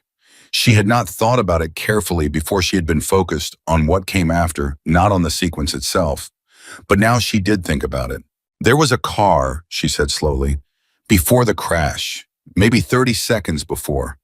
I heard it because it was moving slow for the conditions. Everyone else was going fast because of the rain, and this car was going slow." She paused. "It was gone before I ran out. I didn't think about it." Daniel was very quiet.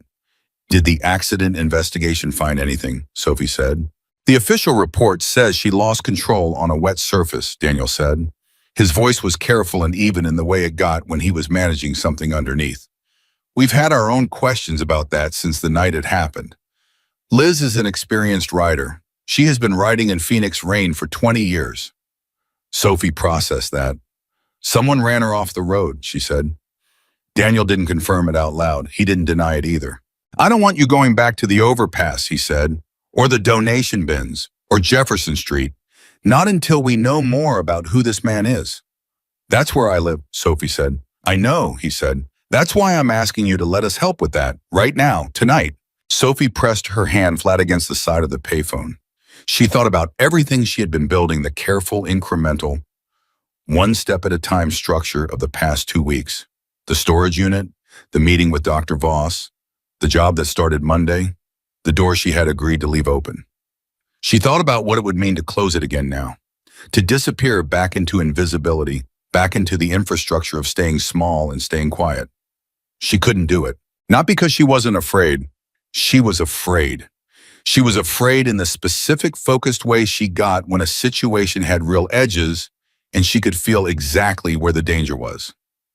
But 3 years ago, she would have already been moving, already calculating the fastest route to somewhere else, already working the math of how to become someone no one could find. And she wasn't moving. She was standing at a payphone in Phoenix holding the receiver against her ear and trusting, really trusting, for the first time in longer than she could measure, that the person on the other end was someone she could afford to trust. "Okay," she said. "What do you need me to do?" "Stay where you are," Daniel said. "Frank will be there in 10 minutes. "Daniel," her voice stopped him before he could hang up. "Who would want to hurt Liz?" A pause. "Michigan, that's what we've been trying to find out," he said. "And we're closer than we were a week ago." "Is she safe at home?" "She's not alone," he said. "She hasn't been alone since she came home from the hospital." "Okay," Sophie exhaled. "Okay." Frank arrived in 8 minutes. He pulled up to the curb in a truck, plain no club markings, and he got out and stood by the door and waited for Sophie to come to him rather than walking toward her. And she noted that too, the same consideration, the same deliberate giving of space that seemed to be the language everyone in Daniel Carter's orbit had been taught to speak around her. She got in the truck. Frank drove and didn't force conversation. Sophie sat with her hands in her lap and thought about the slow car 30 seconds before the crash, and about a man with cash asking questions at the food bank, and about the difference between a rainy night accident and something else entirely. "Where are we going?" she said. "Daniel's house," Frank said. "Unless you want somewhere else." "No," she said. "That's fine." Frank glanced at her sideways. "You sure?" "I'm sure," she said. He nodded and drove. It was the first time Sophie Williams had agreed to go somewhere she had never been with people she had only just begun to trust in response to a threat she did not yet fully understand. 3 weeks ago, she would have called that a catastrophic failure of her survival protocol. Right now, it felt like the most rational decision she had made in years. Because the thing she understood, the thing that 3 years on the streets had actually taught her underneath all the rules about staying small and staying invisible, was that survival wasn't the goal. It had never been the goal. The goal was getting to the place where survival was no longer the only thing you were doing, where you could lift your head and see past the next 12 hours. She was lifting her head.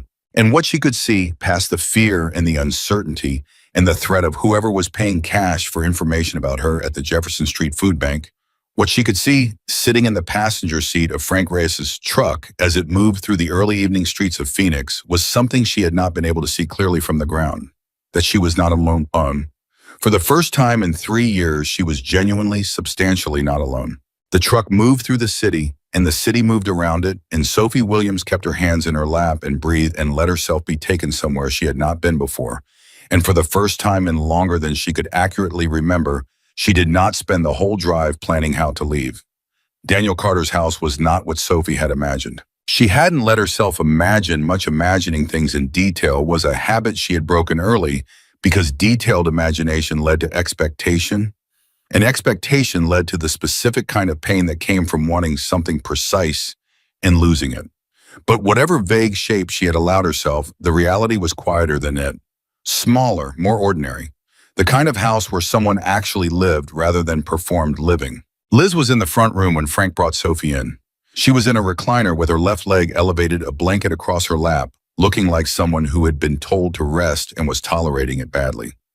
When she saw Sophie, she started to get up and then thought better of it, and the visible decision, the conscious choice to stay seated rather than aggravate the leg, told Sophie more about how much pain Liz was still in than anything the woman would have said directly. "Sit down," Sophie said. "Please." "I was going to say the same to you," Liz said. Sophie sat on the couch across from her. Frank stayed near the door, quiet. Daniel came in from the back of the house and pulled a chair close and sat with his elbows on his knees, which was his thinking posture Sophie had already learned. He wore it when he was working through something he hadn't finished working through. Tell me everything Clarence said, Daniel said, from the beginning. Sophie told it again. She was good at that, at keeping the sequence exact, at not adding interpretation to the facts until the facts were fully out. Daniel listened without interrupting. Liz listened too, her eyes on Sophie's face with that particular quality of attention that Sophie had decided was just how Liz Carter listened to things that mattered. When Sophie finished, Daniel looked at Frank. Donahue's contact at the police department, Daniel said. Has he come back with anything yet? This afternoon, Frank said. The skid pattern on the road doesn't match a standard loss of control slide. The angle's wrong. Someone who knew what they were looking at and wasn't trying not to see it would call it consistent with a vehicle making contact and forcing a lean. The room was quiet. Liz said, "Someone hit me." Not a question, not surprise. The tone of someone who had suspected something for 2 weeks and was now being confirmed. "We think so," Daniel said. "Who?" Liz said. "That's what we're working on," Daniel said. But Sophie's description of the slow car that fits, a vehicle that slowed to make contact and then accelerated away before anyone could get a plate. Liz looked at Sophie. "You saw it." "I heard it," Sophie said. "I didn't see it. It was raining hard. I just noticed it was moving wrong for the conditions." "But you remembered it," Liz said, when Daniel asked. "I remember most things," Sophie said. "It's a survival habit." Liz was quiet for a moment, looking at her. "Sophie, what you've just given us, that detail about the car, that's the piece we didn't have. The piece the official investigation didn't have because nobody thought to ask the right person in the right place." "I didn't know it mattered," Sophie said. "Neither did we," Liz said. "Until now." Daniel stood up and moved to the window and stood with his back to the room for a moment, and Sophie watched the set of his shoulders and read something in them, not anger exactly, but the particular tension of a man who had information he was managing carefully because he knew what he was going to have to do with it. He turned back. "There's a man named Victor Brass," he said. "He runs a distribution operation out of the West Valley. For the past 18 months, he's been trying to push into territory that's not his. We've had 3 confrontations, legal ones through channels about boundaries. Last month, Liz was the one who negotiated the final agreement that held him back." He paused. "The agreement made him look weak in front of his own people, and men like Brassy don't handle looking weak quietly." Sophie looked at Liz. "You did a deal that cornered him." "I did a deal that was fair," Liz said. "He just didn't like what fair looked like. And now someone with cash is asking questions about who witnessed the accident," Sophie said. "Someone who isn't a journalist. Someone Brass has sent," Daniel said, "to find out what evidence exists, what can be traced back to him." He looked at Sophie directly, which means they know someone was at the scene who wasn't in the official report. Sophie felt the chill settle in properly then. Not the vague unease of earlier, the specific cold clarity of understanding exactly what she was inside of and exactly how it touched her. "They're looking for me," she said. "They're looking for whoever was at the overpass," Daniel said. "They don't have a name yet, but the Jefferson Street Food Bank is close, and people talk, and it's only a matter of time before someone connects the girl who helps at the food bank with the girl who was under the overpass." Sophie's hands were flat on her knees. She was thinking fast. "So what do we do?" Daniel sat back down. "First thing, you don't go back to your usual locations. Not yet. You stay here tonight. Tomorrow we figure out next steps." "Margaret," Sophie said immediately. "What about her? Her? She's at the parking structure. If Brass's people are tracking my connections, they'll find her. She doesn't know any of this." Daniel looked at Frank. Frank was already moving toward the door. "I'll get her," Frank said. "Where exactly?" Sophie gave him the address and the specific location within the structure, the details that made it findable to someone who knew what they were looking for. "She'll be suspicious," Sophie said. "Tell her? Tell her." Sophie said the thermos needs refilling. Frank paused with his hand on the door. "Is that code for something?" "It means I trust you enough to send you." Sophie said, "She'll understand." Frank left. Daniel looked at Sophie for a moment. "That's good thinking." "That's just thinking," Sophie said. "I do it when I'm scared." "You don't look scared," Liz said. "I learned how not to look it," Sophie said. "Doesn't mean I'm not." Liz nodded slowly. "What do you need right now?" "Honestly," Sophie thought about it, "to understand what my options are. All of them, not just the ones you think I should take." Daniel leaned forward. "Fair. Option 1, you disappear. New part of the city, new routines. We help you establish that. Brass's people can't find what they can't locate, and if enough time passes without them finding a witness, the trail goes cold. He paused. Option 2, you talk to the detective who handled the accident report. Give your statement about the slow car. Make it official. Once it's official, there's less reason to silence the witness because the information is already in the system. Less reason, Sophie said. Not no reason. Correct, Daniel said. Option 3, you stay close to us. You have protection, and we continue our own investigation in parallel. The goal is to build enough of a case that Brass becomes the target instead of a threat. Sophie looked at each option the way she would look at a map for the actual distances, the real terrain, not the version that was drawn to look shorter than it was. Option 1 is temporary, she said. I disappear and the problem doesn't. It just waits. Yes, Daniel said. Option 2 puts me in contact with the police, she said, which has a history of going badly for people like me. Daniel didn't argue with that. Option 3 means I'm inside something I don't fully understand yet, she said, with people I've known for 2 weeks, about a conflict I had nothing to do with. Yes, Daniel said. Oh, those are the real costs. I'm not going to pretend otherwise. Liz spoke. Can I say something? Sophie looked at her. Whatever you decide, and I mean that whatever you decide, you are not responsible for any of this, Liz said. You did not cause this. You walked into it in the dark because you heard someone screaming, and now it's in your life because the world is not fair, and danger doesn't check whether you deserve it before it finds you. Her voice was steady and clear and completely without self-pity. That being said, you are one of the most capable people I have met in 51 years of living. And I think you know what you want to do. I think you knew before you asked about the options. Sophie looked at her hands. The bandages were gone now, 3 weeks out, just the faint pink of healed skin at the palms. I'm not disappearing, Sophie said. I didn't think so, Liz said. Not because I'm brave, Sophie said. Because option 1 means spending the rest of my life checking over my shoulder for something I could have addressed. I've been checking over my shoulder for 3 years. I'm tired of it. Daniel nodded, not with satisfaction, with respect. Then we do options 2 and 3 simultaneously, he said. You give a statement to a detective I trust, a woman named Ortega, who is clean and who has been building a case on Brasso for 8 months independently. Your information about the slow car connects to physical evidence she already has. And in the meantime, you stay close to us. And my job, Sophie said, Monday with Dr. Voss. Daniel didn't hesitate. Still Monday.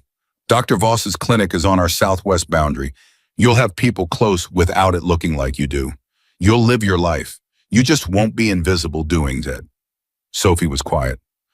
I want one more thing, she said. Name it. Margaret comes with me. Whatever arrangement I have, she's part of it. She's been on the streets for 8 years. She has health issues she can't afford to manage. If I'm getting help, she gets help. The room was completely still for a moment. Daniel looked at Liz. Liz looked at Daniel. Something passed between them that was fast and complete and didn't need words. Done, Daniel said. Sophie looked at him, at the steadiness of him, at the way he said that single word like it was simple, like it cost nothing to extend the same care outward by 1 more degree when the person asking had already shown him who she was. She felt something break open in her chest in a way she hadn't felt since she was 15 years old. And her mother was still alive, and the world was still the size that it was supposed to be when you were 15. She didn't cry, but it was close. Okay, she said. Her voice was even. Okay, then let's talk about Detective Ortega. Frank came back with Margaret 40 minutes later. Margaret walked into the house and looked at everything in it with the careful, measured gaze of a woman who had lived a long time and learned not to assign trust faster than it was earned. She looked at Daniel, she looked at Liz, she looked at Sophie. You're all right, Margaret said to Sophie, not a question. I'm all right, Sophie said. You sent a large man to find I in the parking structure. I know, I'm sorry about that. He was polite, Margaret said, which from Margaret was a comprehensive character assessment. She turned to Daniel. You're Daniel Carter. I am, Daniel said. Sophie trusts you, Margaret said. I'm choosing to extend that to myself provisionally. Don't make me regret it. I'll try very hard not to, Daniel said. Margaret sat down in the chair that Frank had quietly vacated for her and accepted the cup of coffee that Liz had asked someone to bring from the kitchen, and she held it in both hands, the exact gesture Sophie always made with a warm cup, and she looked around the room and said, "All right, tell me what's going on." They told her. All of it. Daniel walked her through the brass situation with the same directness he'd used with Sophie, no softening, no condescension, and Sophie watched Margaret's face while she listened, the way she absorbed information, the tiny movements of her expression that most people wouldn't catch. When Daniel finished, Margaret was quiet for a moment. "This man Brassa," she said, "he sent someone to the food bank." "We believe so," Daniel said. "Jefferson Street Food Bank," Margaret said. "Sophie volunteers there. She has for 2 years. She paused. "There's a man there, works the afternoon shift. He's been odd lately, asking things he doesn't usually ask. I didn't think anything of it, but—" She stopped. Everyone in the room focused on her. "His name," Daniel said. "They call him Pete," Margaret said. "I don't know his last name, but he started asking 2 weeks ago whether anyone knew who was camped under the Union Street overpass. Said he was trying to organize outreach." She looked at Sophie. "I thought it was just outreach. I didn't connect it." Sophie felt it snap into place. "Pete knew my camp. He'd seen me there. If Brass's people found him and showed him a description, he could have pointed them directly at you," Daniel finished. The room held this for a moment. "I need to call Ortega," Daniel said. He was already standing.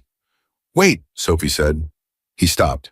"If you call her now tonight, it puts everything in motion immediately," Sophie said. She was thinking out loud, which she rarely did in front of other people, but the room felt safe enough for it. "Once that happens, Brass's people know we're moving. They'll either pull back, which protects me but loses you evidence, or they'll accelerate. And if they accelerate, the first thing they do is find the last loose thread." She paused. "Pete." Daniel looked at her. "Pete probably doesn't know what he did," Sophie said, "or didn't know what he was being used for. But if Brass's people think Pete is a liability, they clean up their loose threads," Frank said from the doorway.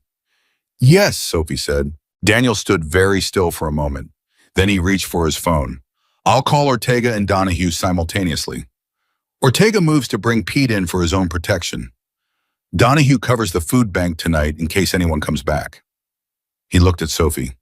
That's the right call. The fact that he was asking her, the specific fact that Daniel Carter, who had been running an organization for 25 years, was asking a 19-year-old girl who had been sleeping under a highway overpass 3 weeks ago whether he was making the right call, hit Sophie somewhere in the center of herself with a force that surprised her. "That's the right call," she said. He made the calls. Both of them, standing in the middle of the room without going elsewhere for privacy, which Sophie also noted, he wasn't hiding anything from her even in the logistics. Ortega picked up on the second ring.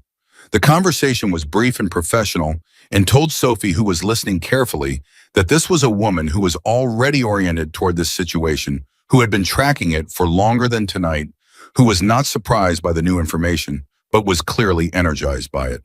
The call lasted 4 minutes. When Daniel hung up, he said, "She wants to meet with you tomorrow. Your statement about the slow car is the piece that connects the physical evidence from the road to a deliberate action. Without it, she has a pattern that suggests intent. With it, she has a timeline." "What time tomorrow?" Sophie said. 9 a.m. at the clinic, if that's comfortable." "She'll come to you." "At Dr. Voss's clinic," Sophie said. "Liz called Patricia when we were figuring out the meeting with you," Daniel said. "They've worked together on community cases before. The clinic is a neutral space that Ortega already has clearance for." Sophie looked at Liz. "You set that up." "Partially," Liz said. "The rest set itself up. Before you knew any of this was connected to Brassa." "Before I knew all the details," Liz said.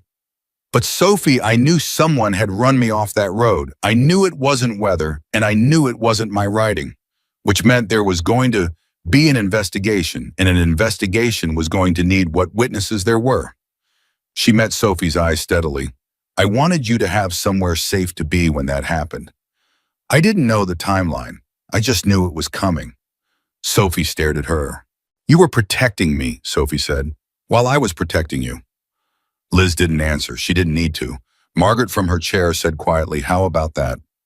That night, Sophie slept in a guest room. It had a bed, a real one with a frame and a mattress and actual sheets, and she lay in it in the dark and stared at the ceiling for a long time because her body did not know how to release into softness after 3 years of training itself for hard surfaces. She lay still and breathed and let the strangeness of it move through her without fighting it.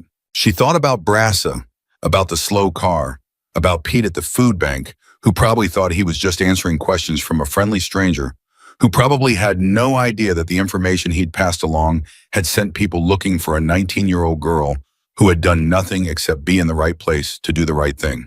She thought about Detective Ortega, who was building a case, whose case now had a new piece in it, a piece that Sophie had been carrying around in her memory without knowing it was evidence. She thought about Margaret in the next room, Margaret who had agreed to be here tonight with the particular pragmatism of someone who had spent 8 years surviving by assessing situations accurately. Margaret who had looked at this house and these people and run whatever calculus she ran and said provisionally because Margaret always said provisionally but said it like she meant it. Sophie turned onto her side. She thought about Monday, about Dr. Voss's clinic and the people in the waiting room and the work that was already hers in a way that no one could take back because she had been doing it for 2 years without any title or pay or recognition just because it needed doing. And she was there. That was still true. Whatever happened with Brass and Ortega and the slow car and the man named Pete, that was still true. She fell asleep faster than she expected to. In the morning, she woke to the sound of Margaret and Liz talking in the kitchen. Their voices were low and overlapping in the rhythm of two women who had decided they had things in common and were running through them efficiently. Sophie lay still for a moment and listened without being able to make out the words, just the cadence, and something about the sound of it was so ordinary and so far from ordinary at the same time that she had to press her eyes closed for a moment.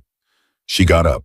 In the kitchen, Margaret was at the table with real coffee, good coffee, the kind with a proper smell, and Liz was at the counter with her leg brace and a stubbornness about standing that Sophie recognized as characteristic. They both looked at Sophie when she came in. "Sleep," Liz said. "Eventually," Sophie said. "There's food," Margaret said with a tone that suggested she had already eaten some and approved of it, which from Margaret was significant. Sophie ate. It was eggs and toast, simple and real. And she ate more than she had intended to because her body had opinions about actual food that her mind sometimes forgot about. Daniel came in at 8:15 looking like he'd been up for a while. He poured coffee and stood at the counter and said, "Ortega confirmed, 9 o'clock. "I'm ready," Sophie said. "I'll drive you," he said, "and then I'll wait outside. You go in with Ortega alone if that's what you want." "I want Liz there," Sophie said. Liz looked up from the counter. "If that's okay," Sophie said. I know your leg." "My leg is fine," Liz said in the voice of someone whose leg was not particularly fine, but who would not going to let that be the deciding factor. "Then I want you there," Sophie said. Liz looked at her for a moment. "Okay," she said. "Then I'm there." Detective Rosa Ortega was smaller than Sophie had imagined, late 40s compact wearing the particular brand of permanent alertness that certain jobs installed and never quite removed. She shook Sophie's hand with the directness of someone for whom the social choreography of meetings was not a thing she had patience for, and she sat across from Sophie in Dr. Voss's small conference room and opened a folder and looked up. "I want to start by telling you something," Ortega said. "Before you say a single word about what you saw, you are not a suspect. You are not in trouble with my office. Whatever you saw and whatever you did after, you are a witness and a good Samaritan and nothing else. Is that clear?" Sophie looked at her. "Clear." "Good." Ortega settled back. "Now, tell me about the car." Sophie told her, in exactly the order she remembered it, in the exact words she had used in her own mind, when she reconstructed the sequence with the same precision she brought to everything she needed to remember accurately. Ortega did not interrupt. She wrote, and her pen moved steadily, and occasionally she would pause and look up with a follow-up question that was surgical, the exact question that pointed at the exact detail that needed more resolution.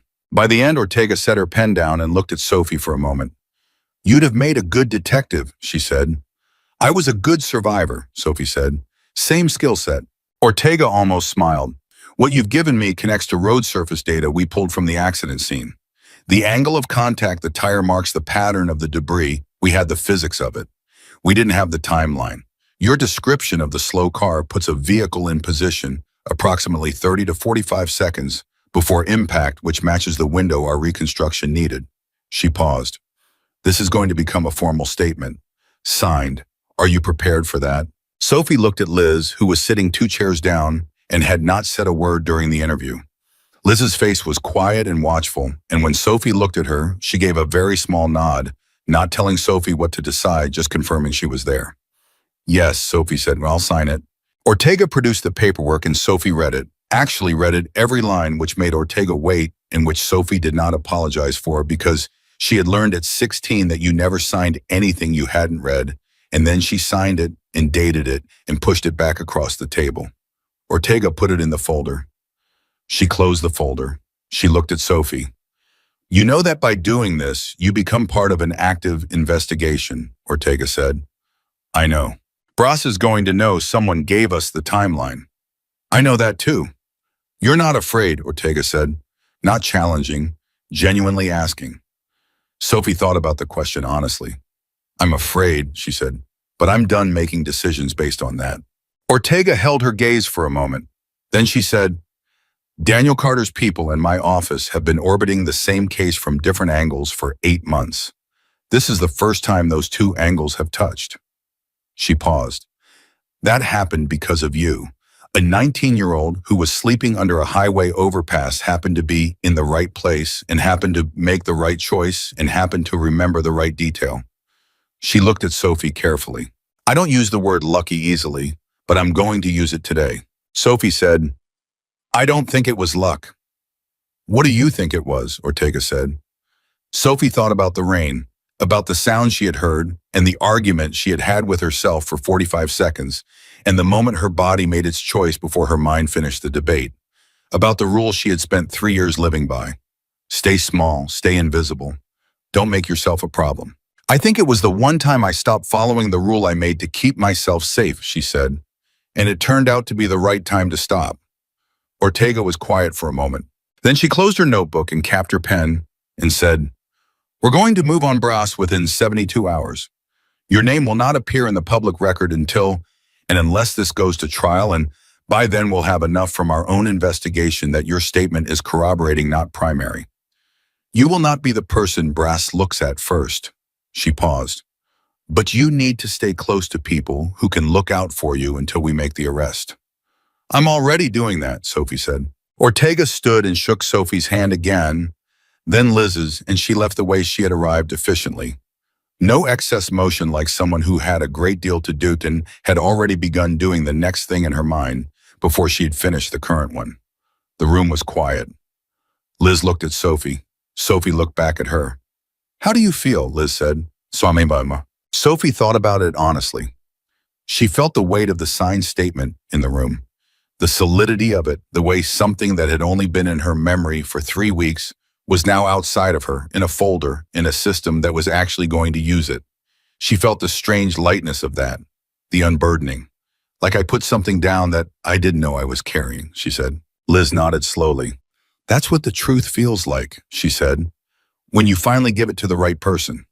Sophie looked at her hands again, the healed palms, the faint pink lines of where the metal had caught her. She had walked into the dark 3 weeks ago with these hands and moved a motorcycle off a woman she had never met and stayed until help came and walked away with nothing except the cold and the lost jacket and the knowledge that she had done the only thing she was able to do. And now she was here, in a conference room in a medical clinic with a signed statement in a detective's folder and a job starting Monday, in a storage unit with a key and a room last night, with a real bed and 2 cups of good coffee this morning, and a woman sitting across from her who looked at her like she was exactly who she was and found that to be enough. Sophie Williams had not yet processed all of it.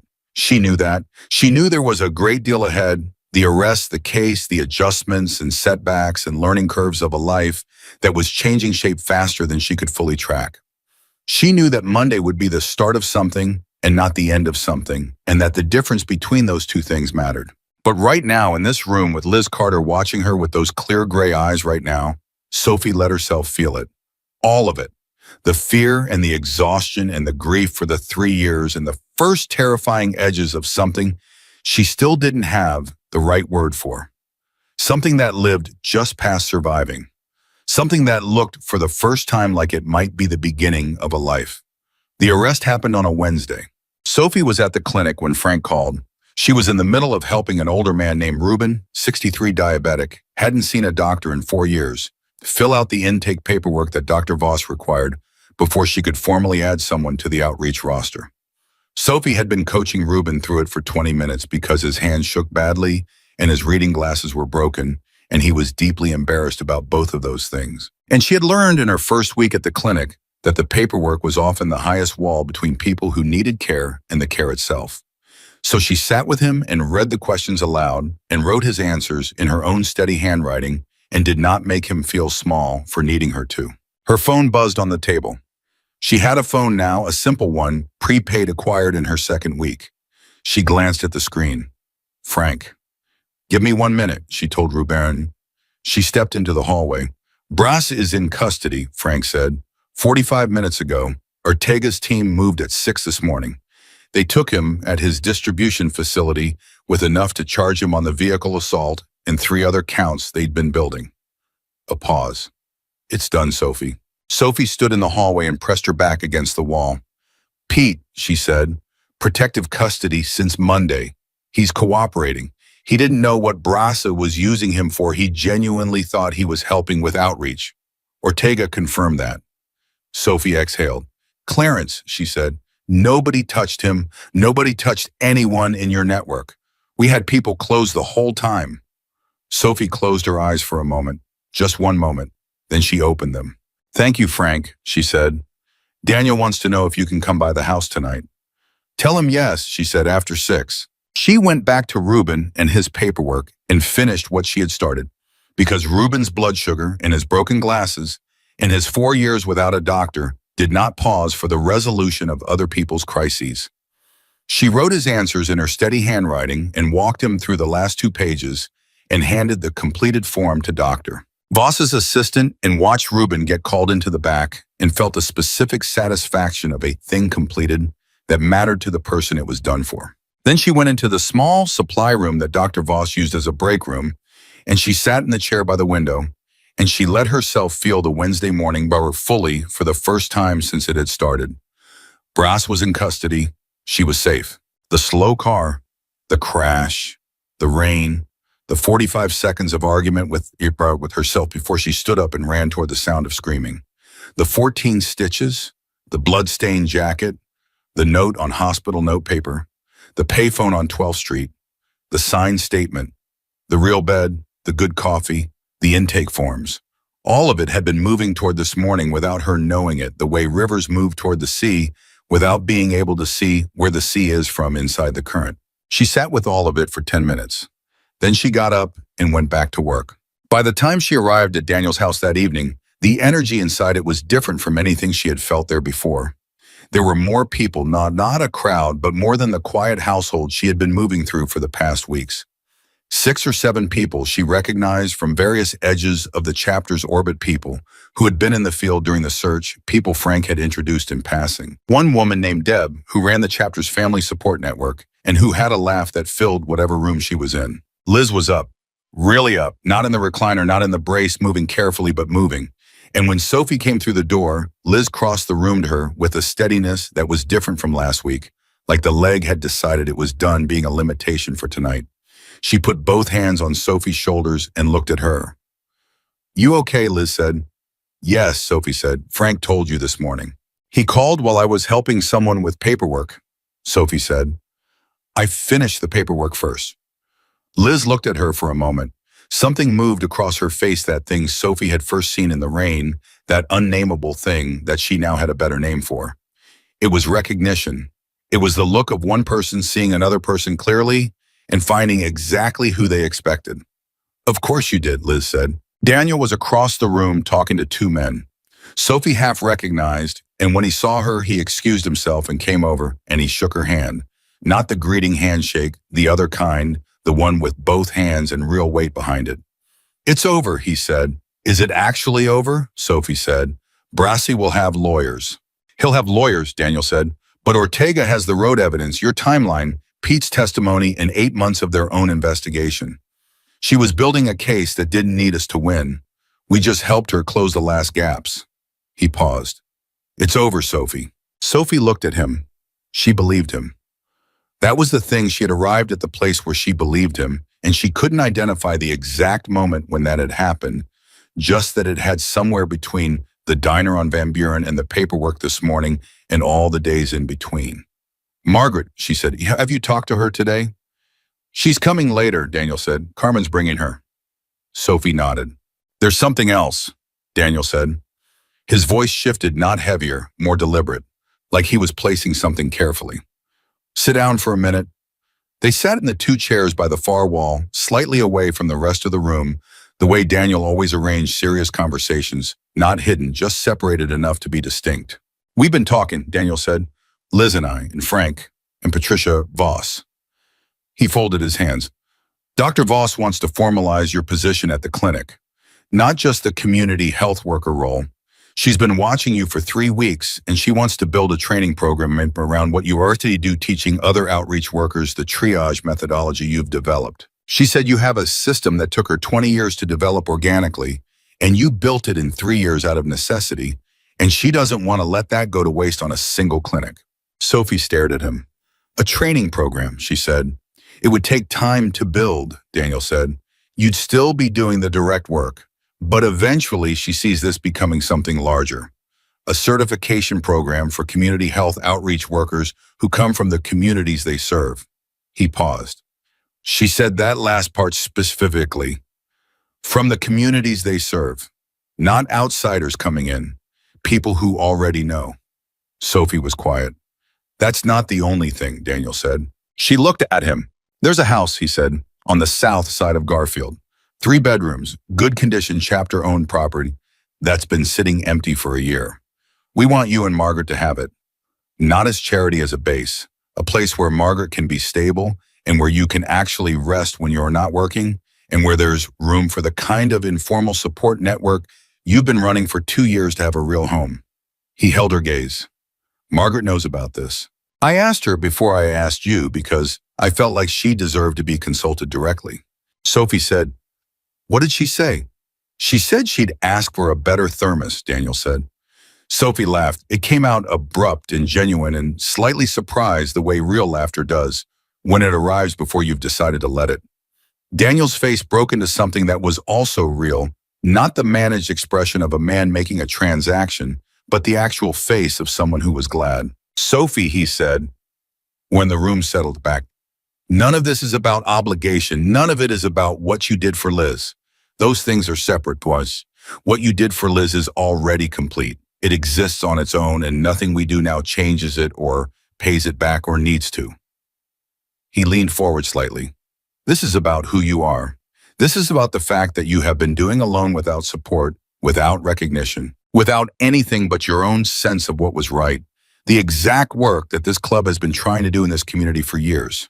You've been doing it better than we have, and we want to support that because it deserves to be supported. Not because of one night, because of who you've been every day before and after that night. Sophie looked at her hands, the healed palms, the faint pink lines. I need to talk to Margaret, she said. Of course, he said. Before I say yes to any of it, I need to talk to Margaret. She'll be here in an hour, he said. Take whatever time you need. Sophie stood up.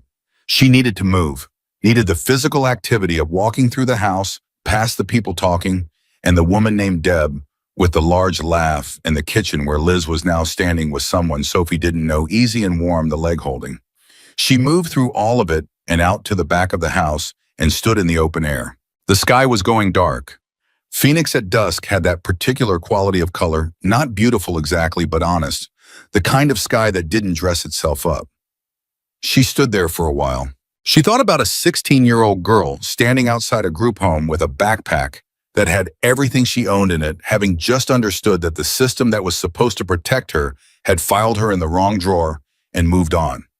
She thought about the first night under the Morrison Street awning, about learning to read the city the way you read a language, not from a book, but from immersion, from necessity, from making the wrong guess once and not making it again. About Clarence and the food bank, about Margaret's folding chair, and the taped thermos and the question she had asked on that first night, what do you know how to do? About Reuben this morning, his shaking hands and his broken glasses, and 4 years without a doctor, and the paperwork that Sophie had sat with him through without making him feel small. About a rainy night and a crash and 45 seconds of argument with herself. She heard the door behind her and turned. It was Liz, moving carefully but moving. She came out and stood beside Sophie and looked at the darkening sky and didn't say anything right away. Daniel told you, Sophie said. I was there when he told you, Liz said. I was watching from the kitchen. Were you listening? I was listening, Liz said, not apologizing for it, just confirming. Sophie looked at the scheme and, it's a lot. It is, Liz said. I'm scared of wanting it. I know. I keep waiting for the part where it goes wrong, Sophie said. Some condition I missed, some catch in the fine print. Liz was quiet for a moment. There's no fine print, she said. I know that's what you've learned to look for. I know the world taught you that every good thing has a catch, and every door that opens is probably a door into something worse. She paused. But Sophie, you signed a statement with a detective and told the truth in a room with real consequences.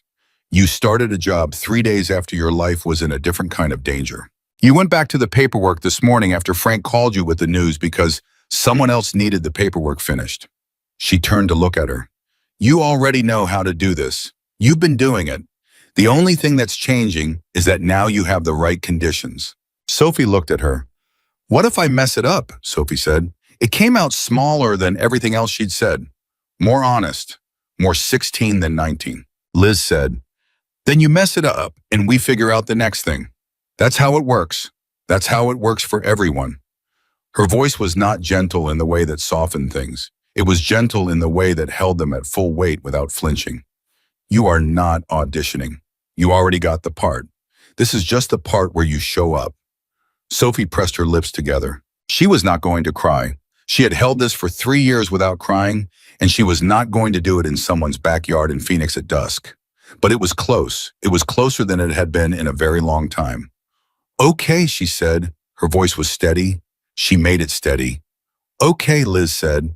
Okay, Sophie said. I'll talk to Margaret. And then yes, to all of it. Liz was quiet for a moment. And then she did something Sophie hadn't expected. She reached out and put her arm around Sophie's shoulders and held her there. Not a hug exactly, more like a mooring. Like you put your arm around someone when you want them to feel the weight of your presence without the performance of an embrace. And Sophie, who had not been held by anyone in longer than she could accurately track, stood inside that steadiness and breathed. After a moment, she said, your leg. My leg is fine, Liz said. You keep saying that. Because it keeps being true enough, Liz said. Sophie almost laughed again. She was doing that more, the sudden, real laughter, the kind that arrived before she invited it. She was starting to think that might be a sign of something. Margaret arrived 45 minutes later. Carmen brought her in the same way she brought everything efficiently, quietly already done, by the time you noticed it was happening.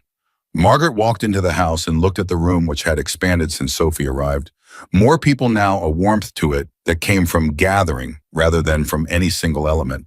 She found Sophie near the kitchen door, and they stood together for a moment without speaking, the way they had always stood together when there was something large to be addressed. Daniel told you, Sophie said. He called this afternoon, Margaret said. Before you got there, showed more sense than I expected. And I told him the thermos thing, Margaret said, which you apparently already know about. He told me. Margaret looked at her. The full look, the reading you look that Sophie had learned in 14 months to recognize as the most honest form of attention she had ever been on the receiving end of. How are you? Margaret said. Not how do you feel about the offer. How are you? I'm scared, Sophie said, and I want to say yes. Those two things can both be true, Margaret said. I know. Are you asking me to talk you out of it? Margaret said. No, Sophie said. Good, Margaret said, because I'm not going to. Sophie looked at her. You want this. I want you to have this, Margaret said carefully. I've watched you for 14 months hold other people up with your bare hands while you slept on concrete. I've watched you give away food when you didn't have enough for yourself. I've watched you build something real out of nothing with nobody watching because it was the right thing to do and you didn't know how to do anything else. She paused. Yes, I want you to have this. And I'm not too proud to say that I wouldn't mind a real roof myself. Sophie looked at her for a moment. Margaret, who had asked her on the first night, what do you know how to do, who had poured coffee into a thermos lid and held Sophie's hands while she cleaned the scrapes, who had said just leave the door open. The house has 3 bedrooms, Sophie said. Daniel mentioned any of that, Margaret said. You'd have your own room, Sophie said. I assumed, Margaret said. With the faintest dry edge that was the closest Margaret usually came to humor. And your medical needs, Sophie said. Dr. Voss will take you on as a patient. That's part of it. Margaret was quiet for a moment. Sophie watched her face, which almost never moved enough to read unless you'd been watching it for a long time, and she saw something move across it now, something deep and involuntary, and immediately controlled the way you control things you've been trained to control by years of not letting yourself want too much. Margaret, Sophie said softly. I'm fine, Margaret said. I know you're fine, Sophie said. I'm glad. Okay, I'm glad it includes you.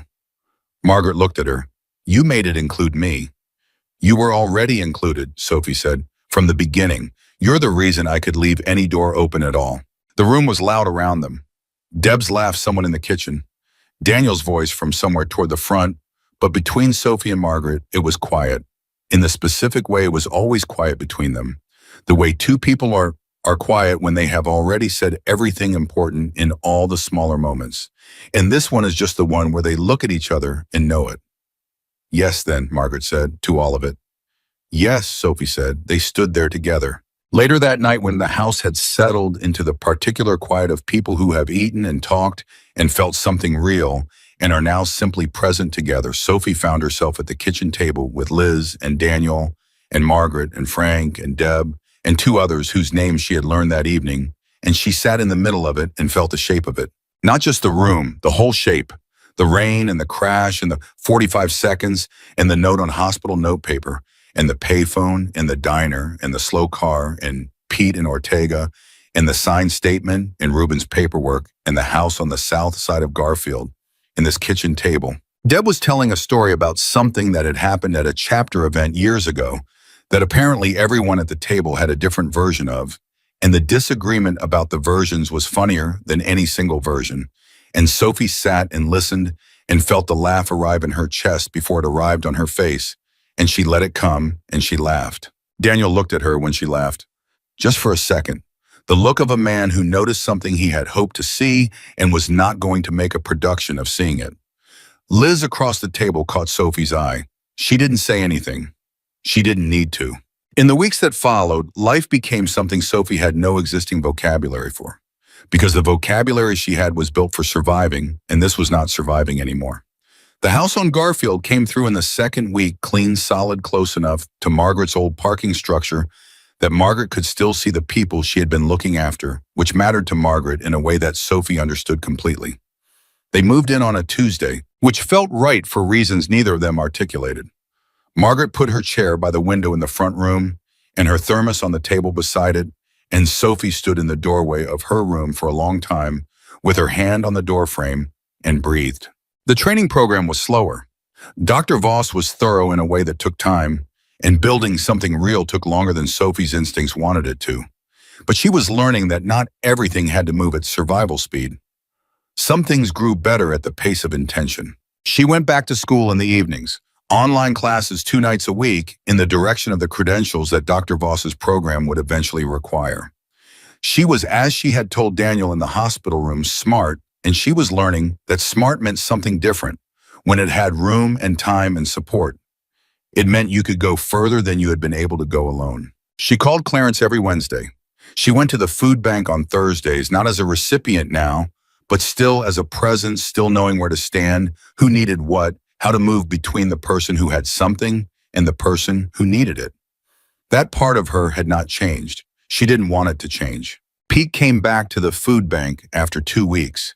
He found Sophie there, and he stood in front of her with the specific misery of someone who understood what he had done, even though he hadn't meant it, and he said, "I'm sorry, I didn't know what he was using me for. I should have known better." Sophie looked at him for a moment. She thought about the ways she had learned to assess a person, not by their worst decision, but by what they did after, by whether the remorse was real and the understanding was real and the willingness to stand in front of the person they'd hurt was real. I know you didn't mean it, she said. Come back on Thursday and help with the lunch line. That's how you make it right. He came back on Thursday.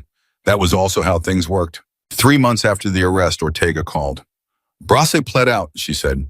Vehicular assault conspiracy, 3 other counts. He's looking at 12 to 15. He won't be out of federal custody before you've finished your degree, your certification, and whatever you build next. Sophie sat at the kitchen table in the house on Garfield with the phone against her ear and the morning light coming through the window. Okay, she said. That's it, Ortega said. Okay. I mean, thank you, Sophie said. And okay. Ortega was quiet for a moment. Then, I checked in on the outreach program. Dr. Voss sent me the preliminary proposal for the certification track. It's early days, Sophie said. It's impressive early days, Ortega said. I have a contact at the city's Department of Community Health. They've been looking for exactly this kind of model, peer-trained, community-embedded. I'd like to introduce you. Sophie was quiet. That's a bigger thing, she said. Yes, Ortega said. It is. I'll think about it, Sophie said. That's all I'm asking, Ortega said. And Sophie recognized the line, the same line Daniel had used, the same line that meant, I know you'll say yes when you're ready. I'm just making sure the door is there. She was learning that some doors didn't need to be pushed. They just needed to stay open. Margaret came into the kitchen while Sophie was still sitting with the phone. She looked at Sophie's face, read whatever she read there, and went to put the kettle on without asking. Good call, Margaret said. Brass pled out, Sophie said. Margaret turned from the kettle. She looked at Sophie for a moment. Then it's done, Margaret said.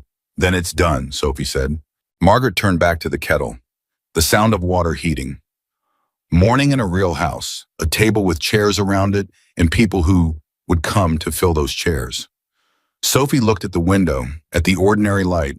She thought about a rainy night, about 45 seconds of argument, about the rules she had broken and what the breaking had opened. She thought about Liz's hand in hers on the wet road, about the note on hospital notepaper, about the card in her jacket pocket, about Margaret's thermos, about Reuben's broken glasses and Pete in the lunch line and Clarence on the phone every Wednesday and Deb's laugh in a kitchen table full of people who had learned her name. About a door she had left open and what had walked through it. Not luck, not accident, not the rescue narrative that the world liked to tell about people like her, the ones that had failed and then noticed too late and made into symbols. Not that, something truer. A girl who had learned the hard way what it cost to survive alone and who had also learned slowly, incrementally, one terrifying inch at a time that alone was not the only option. That trust was not a trap, not always. That showing up in the dark for someone you didn't know was not a mistake, even when the world had spent years teaching you that it was. That the things you had survived did not have to be the ceiling of what you were capable of. They could be, if the right conditions finally arrived, the foundation. Sophie Williams was 19 years old. She had been homeless for 3 years, and she had survived those 3 years by learning every rule of a world that did not want to see her. And she had kept every person she loved alive inside those rules. And then one rainy night, she had broken the most important rule she had made for herself. Don't get involved in other people's problems, and it had not destroyed her. It had brought her here, to a kitchen table in a house on the south side of Garfield, with morning light and a kettle heating, and a woman who had been her anchor making coffee without being asked, and a phone in her hand that had just told her the man who had tried to silence the truth was going away for 12 to 15 years. In a job she went to every morning that was exactly the work she had always done, except that now someone was paying her for it and building something larger around it. And a woman with gray eyes who had looked at her in the rain and in the daylight and always seen the same thing. Not a problem, not a symbol, not a cautionary story, a person. And that was the whole story, not the crash, not the rescue, not the arrest, not the program or the house or the table full of people. The whole story was the moment a 19-year-old girl who had been told in every way the world knew how to tell it that she did not matter, decided in 45 seconds on a rainy night in Phoenix that the woman screaming in the dark mattered more than the rule.